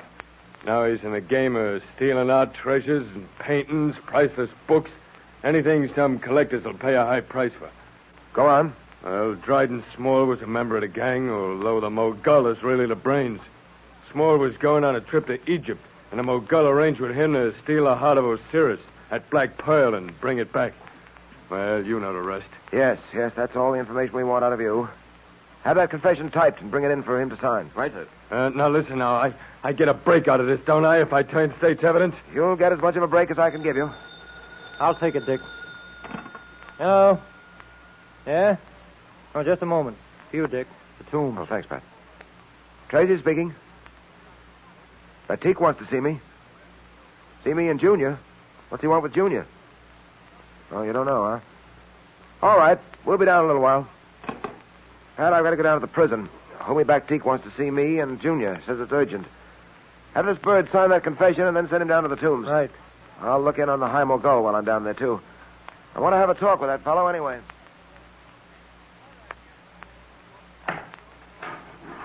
And as I was telling you, Mr. Tracy, this High Mogul fellow has been very quiet. Not a peep out of him all day. He just lies there in his cot in cell 15. He doesn't say a thing. He doesn't even stir. I see. All right, I'll go in to see him after I finish with Batik. Yes, sir. Yes, sir. Here. Batik's cell is right down this way. What do you think Homie Batik wants with me, Dick? I don't know, Junior. We'll soon find out. Well, here you are, sir. Well, Batik. Oh, do come in, Mrs. Tracy and Junior. I am Hello. very happy to see you both. What's on your mind? I understand that you have captured the High Mogul. Yes, he won't worry us any longer, Batik. I wish I felt as certain about that as you seem to feel, Mr. Tracy. The Mogul, you know, is an extraordinarily clever man. I don't doubt it. We'll keep our eyes open, you can depend on that. Batik, when are you going to send your agent to me, the man who's to carry back the Black Pearl of Osiris? Oh, he will come soon. He has at last made the way clear, I believe, for the safe transportation of the Black Pearl. Yes, he will come to you shortly. Say, Mr. Batik, what about me? Didn't you say you had a surprise for me? Yes, I have. And I was just about to discuss it with you. Earlier this week, I gave to your great and good friend, Dick Tracy, a special ring which contained a secret compartment for carrying the Black Pearl of Osiris. Do you know the legend of that ring? Well, no, I don't. Neither do I, Batik, and I think I'd like to hear it. Oh, you shall, my friend. Many hundreds of years ago, there lived in the city of Fezzan in the province of Libya a certain prince named Bani Suef. He was a great man, this prince. But alas, there came a time when the young prince was wounded on the field of battle, dangerously wounded. Gee. His father's heart was full of sorrow, for he feared that his son might die, and death seemed very close. Then one night, the Pharaoh, his father, was awakened from his sleep by a vision of Osiris the Great. Osiris gave to the Pharaoh a ring in which there was a secret compartment. And in this compartment was some fluid that looked like water, but was not water. And Osiris said, "Take that fluid from out of the ring and anoint your son with it, and he will be well." And then he disappeared. Did he get well? Then the Pharaoh leaped from his bed and rushed into the room where his son lay dying. He opened the secret chamber of the ring and anointed his son with the fluid, and lo, the eyes of the young prince opened. The fever left him. Once again, he was strong and healthy. Gosh. And all was well. That, Junior, Mr. Tracy, is the legend of the secret ring of Osiris. It's a wonderful story. Gee, I'll say it is. But, you didn't call us down here just to hear a legend. Oh, no. Earlier this week, when I gave the secret ring to you, Mr. Tracy, I could not help noticing the eyes of your young friend, Junior, as he studied the ring. They were wide with eagerness.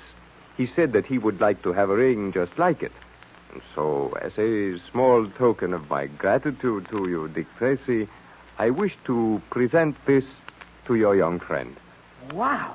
It's a ring. A secret ring of Osiris. Yes, we have had it made especially for you, just like the ring of Osiris. And it is all for you, Junior. We have made one special change. We know how greatly you admire Dick Tracy, so your ring bears the likeness of Dick Tracy on it. We thought you would prefer it that way. Oh, boy, I'll say I do. Gee, it's wonderful. So wear it always, and I am sure it will bring you good luck. I certainly will. Gee, thanks. Thanks a lot. Gee, Dick, isn't it a beauty? And that secret compartment. I can make good use of that for carrying secret messages and things. Yeah. Gee, Mr. Batik, you...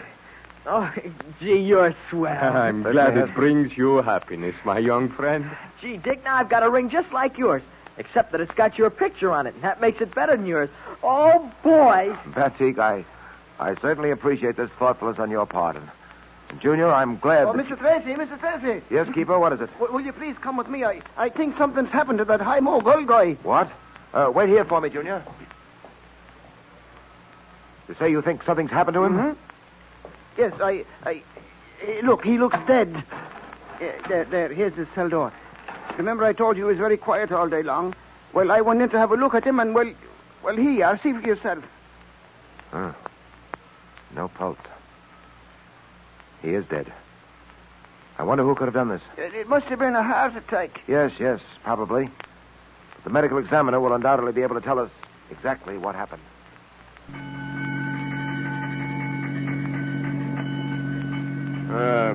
Hospital again, Joe? Yeah, we're taking this fellow over to the police hospital to the medical examiner. Oh. Someone kill him? No, but he died in a strange way. Just passed out in his cell. Oh. They didn't even know he was dead for a few hours. Hey, Joe, did you hear something move behind us? Nah, I was sure I did. You mean back there? Yeah. Relax, brother. There's no one back there except a dead man. Gentlemen, don't be alarmed. Joe! It's the guy what's dead. I mean... You mean the man you thought was dead. I'm very much alive, and so is this gun in my hand. Hey, what are you going to do to us? You'll follow orders, nothing. Now keep driving until we get out into the country. Anything you say, buddy. He was dead, and now he's alive. I have never been dead, my friends. I was merely in a cataleptic trance. A cataleptic trance. You see, I am able to hypnotize myself as well as others. It is a known fact that expert hypnotists can cut a person or themselves into a trance which very much resembles death. The yogis and swamis of India make quite a practice of it. But the whole prison was sure you was dead. There's something funny about all this. You do not believe me? Perhaps you'd like me to try it on you? Oh, no. Don't do that. I believe you, all right. I sure do, brother. I sure do. Escaped. And after you all were sure he was dead. Yep. Dick, this Mogul fellow must be a wizard to be able to fake an act like that. Well, there's nothing so very unusual about auto-hypnotism. Unfortunately, I didn't think of it in connection with the Mogul. He's clever and well-informed, which should put us on our guard. Every man on the force has instructions to keep his eyes open for the Mogul. Have you heard anything yet, Dick, from the Board of Inquiry? You mean about Huey Batik? Yeah. Yes, Pat. I've been kept posted. They're still going over the evidence in the case. I had a report this morning indicating that the board, from the evidence available, is coming to the conclusion that Dryden Small was definitely in the wrong. He was guilty of several criminal offenses. Small is recovering from his wound, too, isn't he? Yep. All of which seems to indicate that Batik will be released shortly. Well, I'm glad of that. I'm glad they feel the same way as we do about Dryden Small. Gosh, Dick, when we consented to escort that fellow home from England, we never thought we'd get all mixed up in a thing like this. The Black Pearl of Osiris, Egyptian high priest like Huey Batik, art treasures, thieves like the Mogul and his gang, the secret ring of Osiris. Say, that reminds me. Did I show you mine, Pat? Hey, quite a number of times, Junior. But I must admit it's worth showing, especially with that swell likeness of Dick on it. Hey, that'd make a swell ring for any boy or girl to have. Say, I can't wait to hear what the members of the Secret Service Patrol who got rings like this will say about it. And the special compartment. Gee, I know they're going to think it's a beauty, Pat. Oh, incidentally, Dick, you still have that black pearl safely hidden in that ring you're wearing, haven't you? I certainly have, Pat. It's going to stay there until I can give it into the safekeeping of Huey Batik or one of his agents. You know, Pat, this case of the Black Pearl of Osiris and the gang that's after it has opened up an entirely new field for investigation. You mean the fake art treasures? Yes, the papers have been full of it. The manufacture of fake and imitation works of art, which are sold as the genuine articles, has become a problem. The moment we're finished with this Black Pearl business, we'll have another job on our hands, cleaning up this other racket. Oh, it's a vicious racket, too, no question about it. These racketeers imitate pictures by the old masters and sell them for terrific amounts. The price you'd pay for an original. Yeah. Tracy speaking. Yes? Nothing yet, huh? All right, Brooks, but keep on it. Scatter your men and see that every inch of the ground is gone over thoroughly. Right. Sergeant Brooks. Still nothing. Looks like the Mogul has really escaped us, Pat. Yeah, he's taking it on the lamb, all right. What did you say, Junior? I said he's taking it on the lamb. Now, where did you pick that up? What? The phrase, take it on the lamb. Oh, I don't know, Dick. Oh, yes, I do. I heard Blackie Moran say it once. I see. Well, I don't want you to say it again, Junior. Why not, Dick? Because it's slang, Junior. Slang of a kind that shouldn't be used by anyone, especially a boy like yourself. Well, Dick, I don't see anything wrong with slang. I don't do anybody harm when I say it. Take it on the lamb. Oh, yes, you do. Yes, you do, Junior. You do a great deal of harm to yourself. I don't understand, Dick. Well, I'll try to explain, Junior.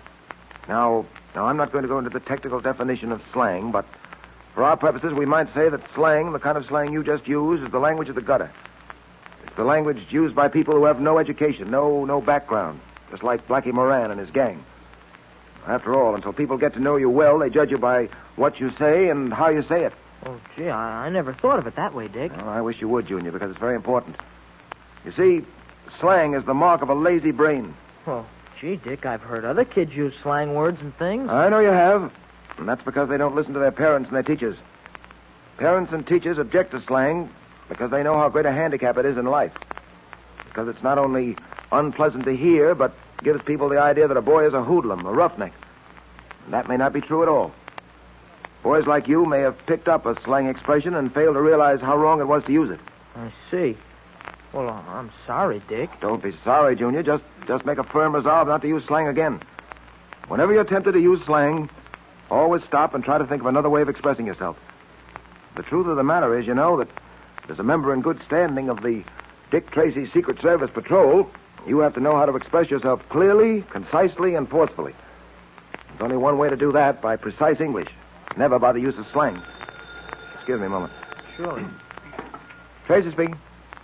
Board of Inquiry? Yeah, I see. Well, that's splendid. I'm glad they reached that decision. Thank you very much for calling. Board of Inquiry, Dick? Yes, Pat. I'm happy to say they've exonerated Humi Batik and have issued an order for the arrest of Dryden Small. Small is to be removed from the hospital into a prison cell the moment it can be done safely. That's fine.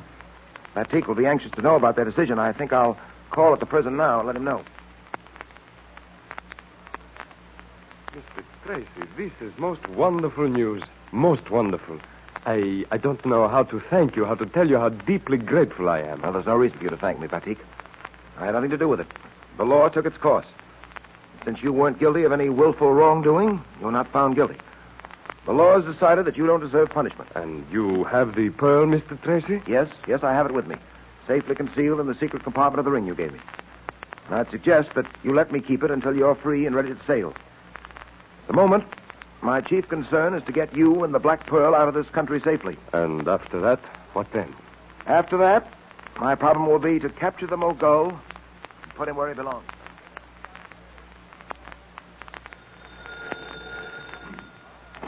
Hello. Oh, hello, Tess. No, Dick went down to the prison about an hour ago to see Humi Batik. Uh-huh. Oh, I'm just writing a few letters. No, not love letters. All right, Tess, I'll tell him you called. Now, let's see. What was that address again? Do not worry yourself unduly about the address, Mr. Patton. You'll have no need for it. What? The Mogul? Yes, the Mogul. Don't look so surprised, my friend. What are you doing here? I want the Black Pearl of Osiris. No doubt you've heard of the Black Pearl of Osiris. I haven't got it. I know you haven't. But you will get it for me. Me? How can I get it for you? I know where the Black Pearl is, Mr. Patton. And I'm not so sure you don't. It is concealed in the ring which Tracy wears on his middle finger. The ring given to him by Humi Batik. I must have that pearl, Mr. Patton. And you will get it for me. I don't know what you're talking about. You will, because I will explain to you very carefully. But, pardon me. Don't you feel just a trifle sleepy, Mr. Patton? Boy, Of course you do. Sleep, Mr. Patton. Sleep. Sleep. Sleep. And now, Patton, you are completely under my influence. You understand that? I understand. I will now give you certain commands, and you will carry them out. You will be unable to help yourself. You will find that you are forced to do what I command you to do while you are in this hypnotic trance. You understand? I will not be able to help myself. I must do as you command. Mm-hmm. You will go about as if you were not hypnotized. But all the while you will be under my influence. And now, Patton, this is what I command you to do, so that I may be able to get my hands on the Black Pearl of Osiris. When Dick Tracy comes back, you will be seated at this desk writing letters, as if nothing had happened. Then, after a few moments of idle conversation, you will say to Dick Tracy... Oh, hello, Dick. I'm still writing my letters. Yeah, so I see. Using my best stationery, too. Did you see Humi Batik? Yes, Pat. He was very happy when I told him the news. Have there been any calls? Any word about the Mogul? No, none at all. Are you sure? Oh, yes, I'm sure, Dick. Why do you ask that? No reason at all. Say, Pat, you should have been there when we told Mr. Batik about the Board of Inquiry. Dick's got everything all planned, too. He's going to send them... I'll tell Pat about my plans later, Junior. You better get ready for bed. Oh, Dick, it's early yet. Not that early. Good night, Junior. Oh, gee, you're always treating me like a kid, Dick. You going to turn in early, Dick? No, I don't think so, Pat. I think I'll drop in at headquarters for a little while to see how things are going. Maybe some news on the Mogul. I'm afraid I can't get much rest while the Mogul is still at large. No, I suppose not, as long as he's still after the Black Pearl. Oh, that ring you're wearing, Dick. You've still got the Black Pearl concealed in it, huh? That's right. Well, Dick, I was thinking it might be a good idea to let me have the ring for a while. No, Pat, I wouldn't part with that ring under any circumstances. Why do you want it? Well, Dick, the Mogul's loose, and he knows you're carrying the Black Pearl in that ring. There have been several attempts to get the ring away from you. You know that. Well, there may be other attempts, too. And it seems to me it'd be better if I carry the ring for a while, just in case anything happened to you. Yes, I see, Pat. One moment, I want to step inside and see what Junior's getting ready for bed. Be back in a moment. What's the matter with me? Why do I want that ring? I didn't give him the right reason. There's another reason, but... I don't know what it is.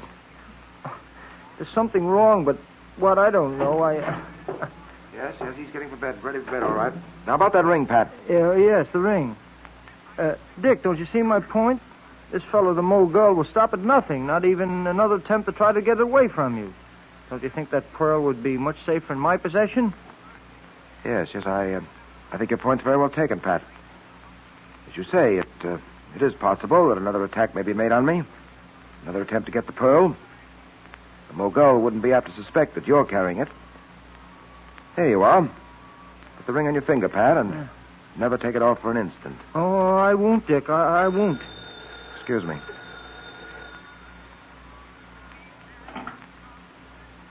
Tracy speaking. What's that? Escaped. But how? Why weren't you on your toes? Well, why didn't you stay on duty? I see. Well, you'll hear about this later. What is it, Dick? What's happened? Dryden Small has escaped from the hospital. Small escape? But how? He was guarded, wasn't he? Yes, but Fielding, the man on duty, decided to step out for a smoke. Small was sleeping, he said. At least he thought he was sleeping. When Fielding got back, Small was gone, escaped through the window and down the fire escape. Don't you think you'd better get down to headquarters? No time for that. I'll have to issue orders from here. Give me that phone. Here.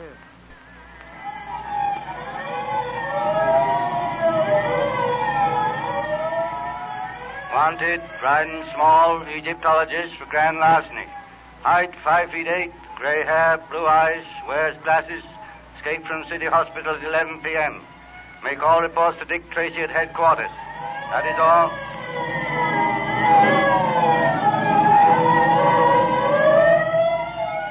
Calling all cars. Calling all cars.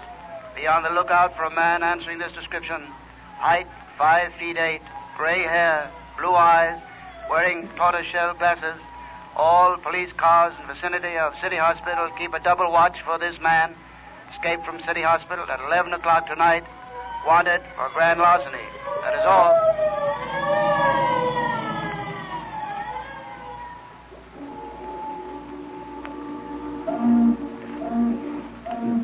That you, Patton? Yes, Mogul.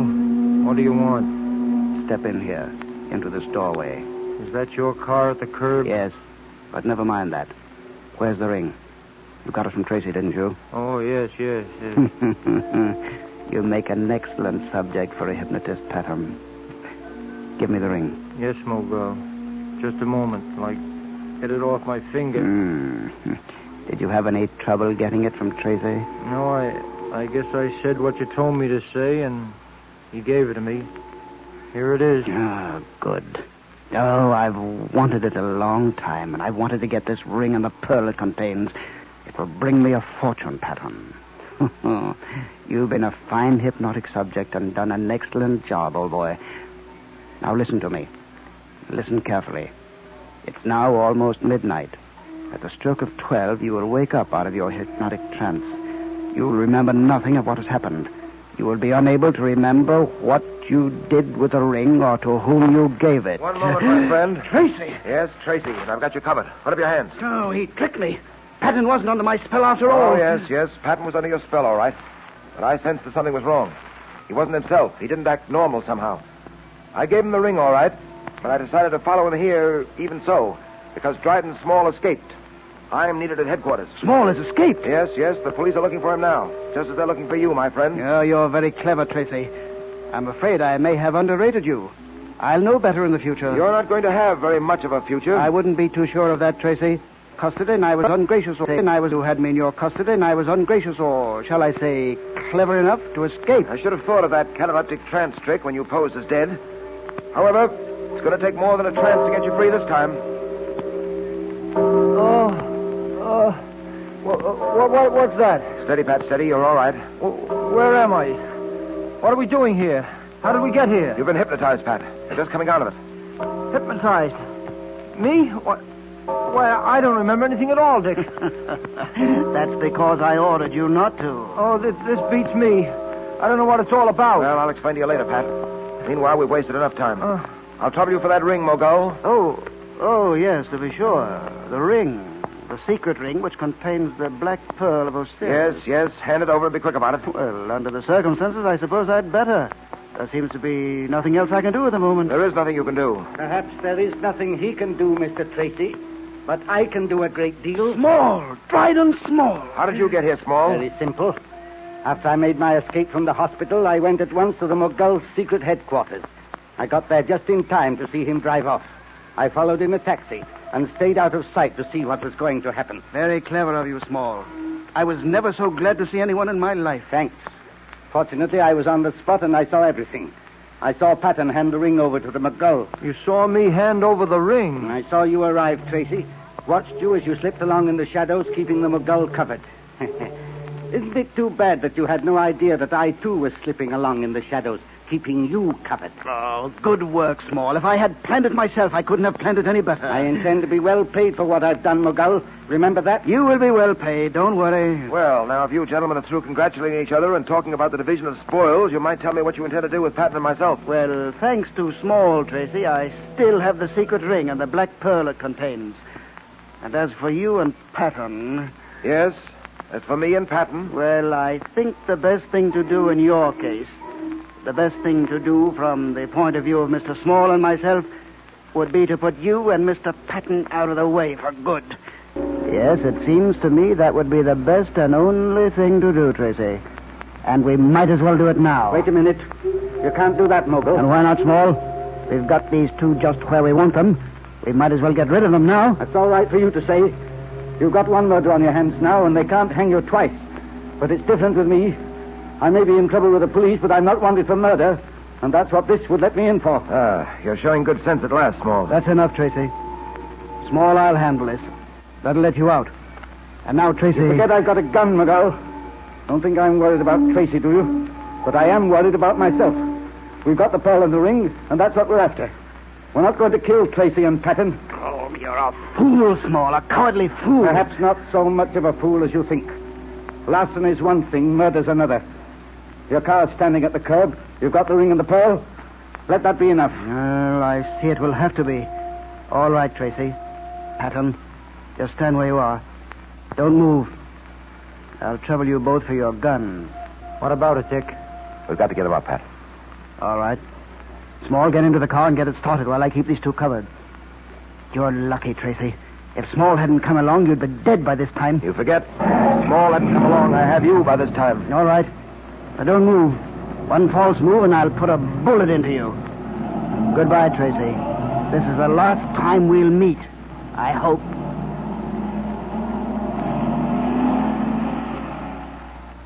Oh, but Dick, I couldn't sleep. I just had to wait up for you. Well, that's all right, Junior. Go back to bed now and get some sleep. Say, they caught Dryden Small and the McGull yet? No, Junior, they haven't. We almost had one of them tonight. If it hadn't been for the other. Hey, you've been guarding that Black Pearl for weeks. Now that it's gone, well, it doesn't seem to bother you at all. It doesn't, Pat. Because the Black Pearl is still safe. What? What was that? Junior, let me have your secret ring a minute. You mean the Black Pearl is... The Black Pearl is in Junior's ring, Pat. Here's the ring, Pat. Yeah. You see? Oh, Dick, that's marvelous. Dick, you think of everything, don't you? When I spoke to you earlier this evening, I sensed there was something wrong with you, Pat. That you weren't yourself, that something had happened to you.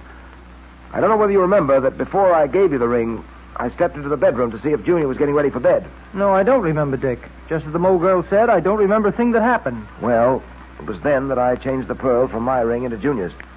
The Mogul and Dryden Small have the secret ring, Pat. But they haven't got the Black Pearl. And is that good news? Dick, you don't know what a load this takes off my mind. Well, Mr. Tracy, indeed welcome. Thank you, Batik. I've come to tell you that everything's been arranged. You sail tonight for home, and you'll have the Black Pearl of Osiris with you. Well, that makes me so happy. And I owe all this to you, Mr. Tracy. Forget it, Batik.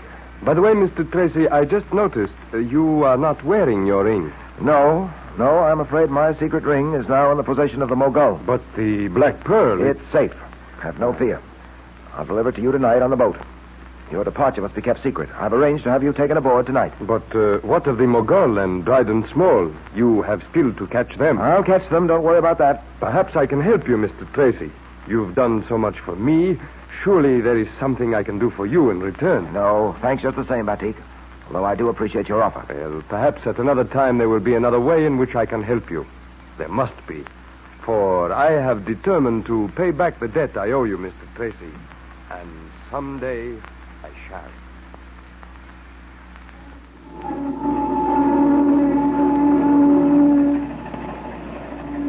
Ready to sail, Captain? Any moment now, Mr. Tracy. Good. Well, Batik, Pat and I will leave you now. I don't think anyone knows that you're freed from jail or that you're leaving for Egypt. No, the fog tonight helped us get you aboard secretly, all right. You have both been most kind. The young man, Dick Tracy, Jr., I would have liked to say goodbye to him. You will remember me to him? I certainly will, Batik. He's at home now. I don't like to keep him up too late. About the Mogul and Small, do you know where they are? Have you had any word, any clue? No, none as yet. But we're not going to let that discourage us. We're going to keep after them, and we'll get them, I'm sure of that. I hope so. However, I suppose it will not matter to me very much now. The Black Pearl is safe in this ring on my finger, and I am leaving for home. Well, it will matter to us, Batik. You see, this Black Pearl of yours has uncovered another sort of crime. A racket involving, among other things, the stealing of art treasures and selling them to a few unscrupulous collectors. And what do you intend to do about it, Mr. Tracy? I'm going to put a stop to it, Batik.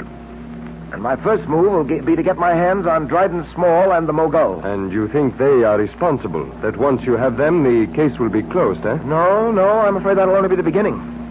I'm convinced that this racket is not limited to these two, or that it's just a local affair. It's national, perhaps international. I've discovered that many of these so-called art treasures have been sent here from abroad and distributed by the agents here in this country. You think so? We're ready to sail, Mr. Tracy. Good.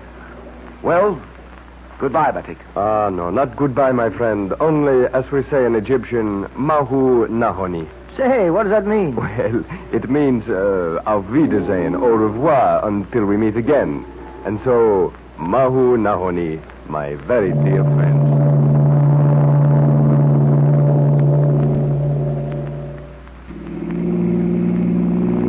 You know, Dick, I'm going to miss that fellow Batik. I was getting to like him very much. Yes, so was I, Pat. I'm very glad things have turned out nicely for him. Batik's job is finished now. He's taking the Pearl of Osiris back to his people. I wish I could say the same about our job. You mean we've still got to get hold of the Mogul and Dryden Small, huh? Yes, that for one thing. I'd like to have seen their faces when they opened that ring and found it didn't contain the Black Pearl. They don't know that the pearl itself is now on its way back to Egypt. Unless I miss my guess, Pat, they're wondering at this moment where the pearl is. Planning to find out. Get it. Gosh, they certainly are a very slippery pair and managed to cover their tracks well. The boys have been unable to get one lead or clue as to their whereabouts. What I'd like to know is, who's behind the Mogul? Who's the real power behind the throne? Don't look at me. I can't even begin to guess, Dick. Are you sure there's someone else? Oh, yes, quite sure, Pat. Of course, I've nothing to go on, nothing concrete and tangible, but you and I have been in this business long enough, Pat, to know the signs. And I think the signs definitely point to agents higher up. All of which means no rest for the weary, huh? Don't we ever get a break, Dick? Must a new case come right on the heels of an old one? Well, isn't there such a thing as a vacation, or shouldn't I ask? Well, you can ask, all right. No harm in that. But until crime takes a holiday or a vacation, we'll have to stay right on the job. Policemen, Pat, can't be clock watchers or punch time cards. That's right. Well, here we are. Let's go upstairs and get to bed. That'll be a few hours of vacation, anyway. Well, I've been routed out of bed before, Dick. So there isn't always a vacation either. Open the door quietly, Pat. I don't want to waken Junior. Okay.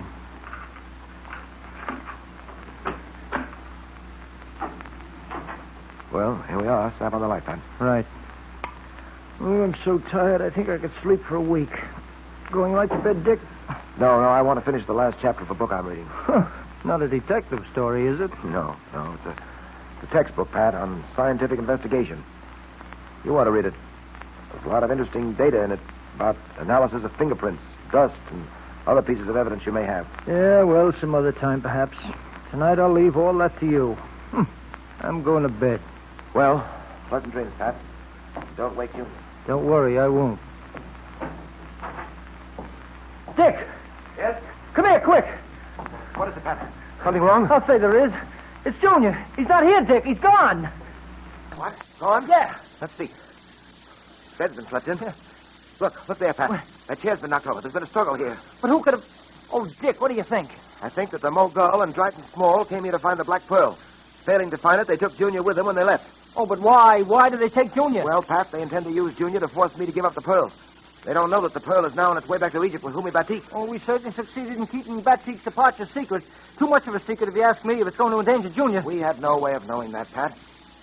Well, there don't seem to be any clues. If only we knew where they'd taken him. Oh, we've got to work fast, Dick. Pat, it's just possible that the Mogul may be using one of his old hideouts. One of those we've already uncovered. Come on. Oh, but Dick, they wouldn't be likely to do a thing like that? Yes, they would. For the very reason that we might think they wouldn't dare and neglect to investigate. Come on. You're going to talk, my young friend, or it'll be the worse for you. You'd better tell us all you know. I tell you, I don't know where the Black Pearl is. You sure you don't know? Yes, I'm sure. And if I knew, I wouldn't tell you. Why, you impertinent Let young... me handle this, Small. Now, look here. We're not playing. We're serious. We intend to get that Black Pearl, and we're going to stop at nothing. Do you know what I mean when I say that? I don't know where the Black Pearl is. Maybe he really doesn't know. But Tracy must know. Maybe you ought to stop questioning the boy and go to work on Tracy. All right, maybe we'll do just that. Untie the kid's hand. Now, young man, we have a little job for you to do. What kind of a job are you talking about? You're going to write a note for your friend Tracy. You're going to tell him it will be a very good idea for him to turn over the Black Pearl to us. That unless he does... Well, I think you understand me. Yeah, I think I do. But I'm not going to write that note. So you don't need to bother to untie my hand. You'll write that note, my young friend.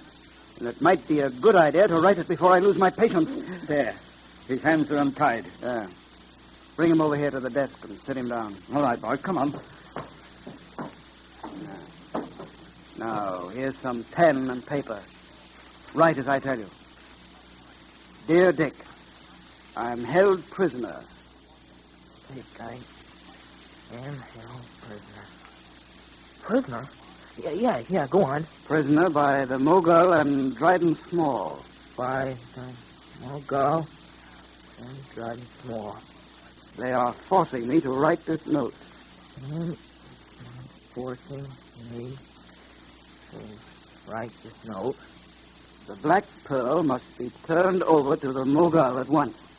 The Black Pearl be turned over at once. If it is not, I'm told it will go badly with me. Not. Oh, it will go badly with me.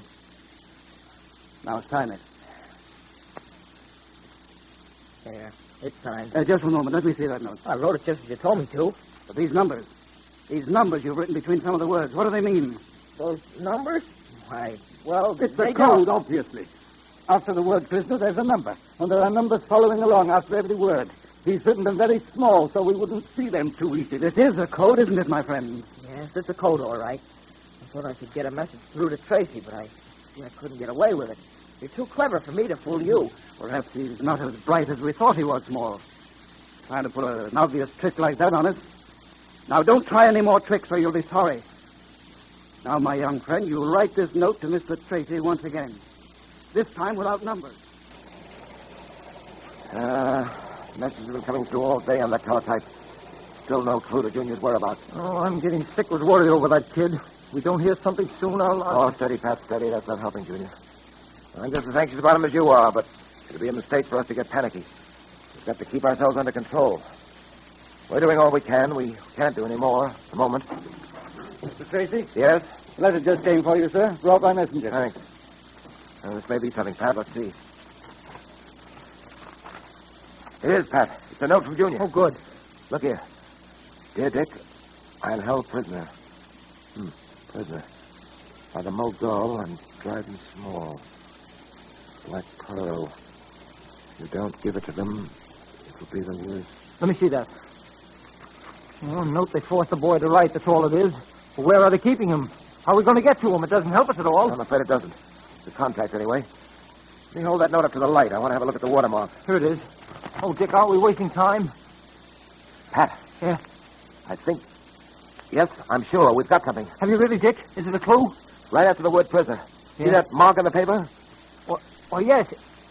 It's as if someone has written something very hard on a piece of paper lying on top of that one. And the impression of lines came through the paper and were traced on that sheet, too. Yes, Pat, that's exactly what happened. Don't you see? Junior tried to send us a message in code. He must have. But they discovered it, probably destroyed the top sheet, and forced him to rewrite the note on the next sheet of paper. Quick, give me the fingerprint powder. What do you want with that? If it'll bring out fingerprints, it'll bring out those marks on the paper. It's a message in code, Pat. We've got to find out what it is. Oh, Dick, I hope you're right. Here's the fingerprint powder. All right, dust it over the paper. Quick. Right. There. Now then, blow it away. Look, Pat, look. I was right. Numbers between each word. Right. Now, let me see. Prisoner, 8, 18, 23, 16, 8, 13. We've got it, Pat. Get Sullivan on the phone. Order a squad of men. Right there. Has there been any answer to the note we sent Tracy, Mogul? No, not yet. He'll probably reply by the way of the newspapers. That's the only medium he can use. Don't you think I ought to go out and have a look around? No, you can't do that. Someone's got to stay here with the boy, and I can't do it. I've got an appointment myself in 15 minutes. With whom? With number one. Number one? You're surprised, eh? Number one arrived from Europe this morning. He'll want an explanation about the Black Pearl. Well, I'm going now. Well, I'll go down with you and pick up the papers. No, you can't leave the boy alone in here. Besides, there's no use looking for the paper yet. Tracy couldn't get an ad in the paper till tomorrow morning. Oh, I can't sit here alone playing with my thumbs. The papers will help me pass the time. The boy will be all right until I get back. He's tied up and gagged, isn't he? All right. Come on. But you'd better get back here as quickly as you can. I will. And, oh, yes, don't forget to give my regards to number one.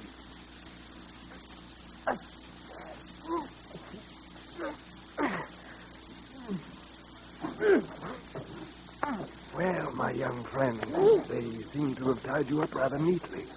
Let me take that gag out of your mouth. Nasty things, gags. There you are. Gee, thanks a lot. Say, who are you? I come mysteriously, and I go mysteriously.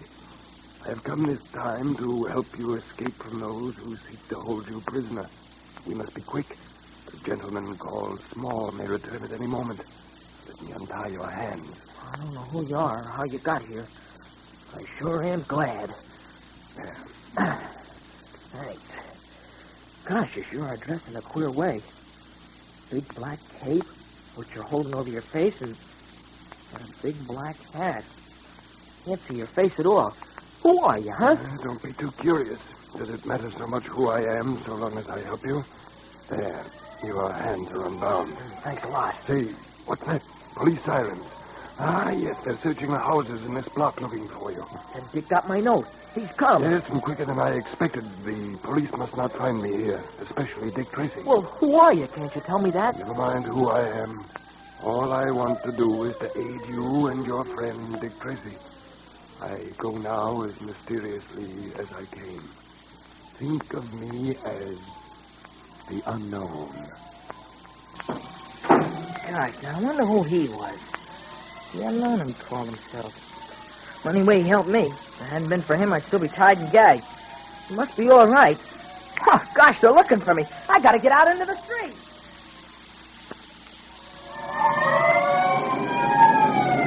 Hey, Dick! Dick! Junior, are you all right, boy? Yeah, sure, I'm fine, Dick. Thank heaven. You got my message, didn't you? Yes, we got your message. That's how we got here. Well, so you found him, Dick. Hello, Pat. Hello, Junior. Talk about being pleased to see anybody. I'm certainly pleased to see you, boy. Tell me, how did you get away from Small and the Mogul? Oh, they left the places for a while, and they had me tied and gagged in another room. Well, I was trying to get free, see, when the door opened up. And in comes this fella dressed in a big black cape with a black hat and a wide brim. He untied me and set me free. What did he look like, Junior? Well, I don't know, Dick. He kept his face concealed behind the black cape. He said he was afraid to meet the police and that he had to go as mysteriously as he came.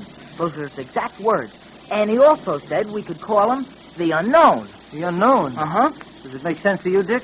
No, not yet, I must confess. Well, if it hadn't been for him, I wouldn't have been able to get away. Oh, and Dick, before I forget it. Yeah? I could overhear a little of what Small and the Mogul were talking about in the next room. And I heard the Mogul say something about number 1 being in town. Number 1, huh? Uh-huh. Pat, that convinces me I'm right. About what? About there being someone behind the Mogul. A power at the head of the ring of art treasure thieves. Number 1 must be that power. Well, I hope you're right. But I wouldn't know whether you were or not. This thing is getting too deep for me. What was number 1, the Mogul, Dryden Small, and now this Unknown. Dick, does it make sense to you? Well, it's going to make sense by the time I'm through. I'm going to find out the relationship between this whole crew and their connection with the art treasure racket. There's only one thing to do, and we're going to get started on it right now. Started doing what, Dick? We're going to get in touch with every art dealer and every collector in town. We're going to find out where they've been buying their merchandise and from whom. It's going to mean a lot of detail work and a lot of digging. We're not going to let that discourage us. We're going to dig until we unearth the crooks and the power behind them. Hello, Pat. Hi. Any messages? No, none at all. Where were you today? Well, I've spent the day talking with art dealers and wealthy collectors. Those I could get to see, anyway. Pick up any helpful information? No, not yet, Pat. But I'm hoping to. It'll take a little time, of course. We'll have to examine a mass of data and go through a great many records. I had a very interesting interview with Mirzo Bredwick. Mirzo Bredwick? With a name like that, he ought to be interesting. Who is he? Mirzo Bredwick, Pat, is one of the world's leading recognized authorities on art. He's not only an authority on original works of art, but he possesses a remarkable knowledge of imitations that have been made and sold in the past few years. He promised to let me have a look at his files and to offer me his full cooperation. His assistance ought to prove invaluable. Oh, I should think it would.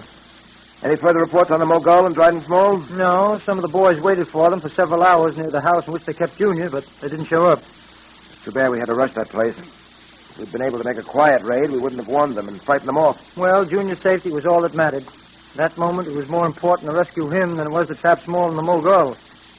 Hey, you seem to have something on your mind, Dick. Yes, I have. You know, Pat, I can't get this Unknown who freed Junior out of my mind. Well, Junior's description of him does make him out rather a queer bird. And the things he did and the things he said don't fit somehow. I mean, on one hand, he helps Junior escape from the Mogul and Dryden Small and tells Junior that all he wants to do is to help us. And then he runs away the moment he knows the police are on the scene. Yes, that is inconsistent, isn't it? Wanting to help the police and at the same time obviously in fear of them. The Unknown seems to know us, and I have a feeling that we know him. I'm going to be rather shocked when we find out who he is. If we find out who he is. Can you make a guess as to who he is, Dick? Too bad Junior couldn't get a look at his face. I haven't enough information at the moment to make a very accurate guess, so I won't make any. The Unknown, number 1, all this mystery. This business of hunting people whose identity you don't know. I don't like it. I don't either, much. But then, whether we like it or not, we've got a job to do. Unless I miss my guess, it's not going to be an easy job.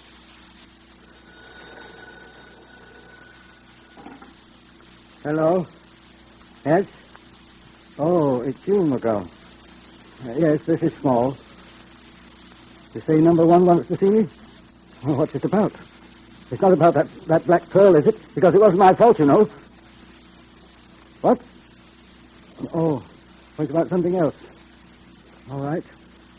Where do I go? I see.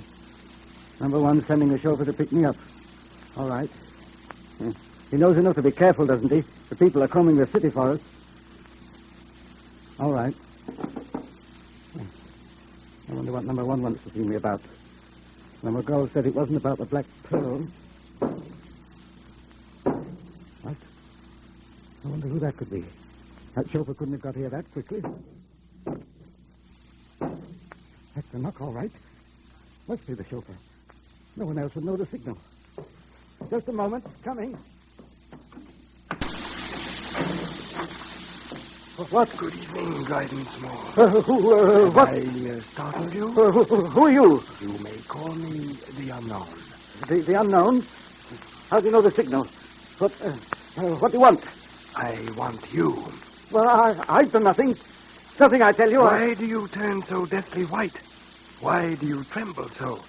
Is it possible that you are afraid of me? Take that cape away from your face. Let me see who you are. Never mind about that. You wouldn't know me anyway. I see you were preparing to go out. Excellent. We shall go out together. Where to? Where do you want to take me? Why be so curious, Dryden Small? We will be together, will we not? Surely my company will be a delight to you. I don't know who you are, but you'd better get out of here. I've got a gun. I, too, have a gun under my cape. I have had it pointed at you all the while we talked. Come. Do not hurt my feelings by refusing to accompany me. I may begin to resent it.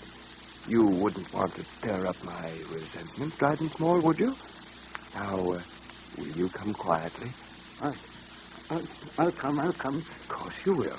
I knew you wouldn't want to hurt my feelings. And that's the layout, as I see it, Pat. At the head of this huge ring of art thieves and art counterfeiters is a single controlling power. That sinister power is known to his confederates as number one. This ring, I'm convinced, is not limited to local operations. It's a gigantic, widespread international organization. Hey, you make it sound like a man-sized job that's staring us in the face. However, I'm not going to be very much help to you. I haven't got your endurance, you know, and even you aren't a man of iron. Although I'll bet many a crook has learned to think so. Hey, what do you say? Let's go home. Yeah, not a bad idea. Come on. Well, I'm dead. How about stopping for a cup of coffee? Fine. Wait till I get my coat. All right. Everything seems to be in order. Put that light out in there, will you, Pat? Okay. All right. Let's lock up and get going. I thought we were through for the day. I hope this doesn't mean more trouble. Well, trouble or not, we've got to answer it. Tracy speaking. Hello, Mr. Tracy. I'm glad I caught you at your office. Who is this? What can I do for you? This is the Unknown, Mr. Tracy. Oh. Well, I'm indebted to you, I believe, for what you did last night for my ward, Dick Tracy, Jr. Not at all. It was a great pleasure to me. I called to tell you that it would be best if you went to your home as quickly as possible. My home? But... There's a surprise waiting for you there. That's all I can say at this time. Goodbye. Who was that? The Unknown. Come on, Pat, come on. We've got to get to the apartment as quickly as possible. What do you think it is? I don't know. But he said it to be a surprise. That Unknown promises to be something of a surprise himself, it seems to me. Well, here we are. We'll know in a moment. Switch on the light, Pat. I don't see anything. No, nothing in here. Try the bedroom. Not a thing. Can't understand this. He said... Wait a minute. What was that? Dick, there's someone in that closet. We'll soon know who or what it is. Small. Dryden Small, bound and gagged. Yes. There's a note pinned to his coat. What's it say? It says, Pat, with the compliments of the Unknown. Who is the Unknown? Do you know? And why does he help the police and yet run away from them? Who is number one? There are a lot of things we don't know yet. Calling all adventure fans, calling all Dick Tracy fans. Stand by for another exciting Dick Tracy adventure Monday at this same time. That is all.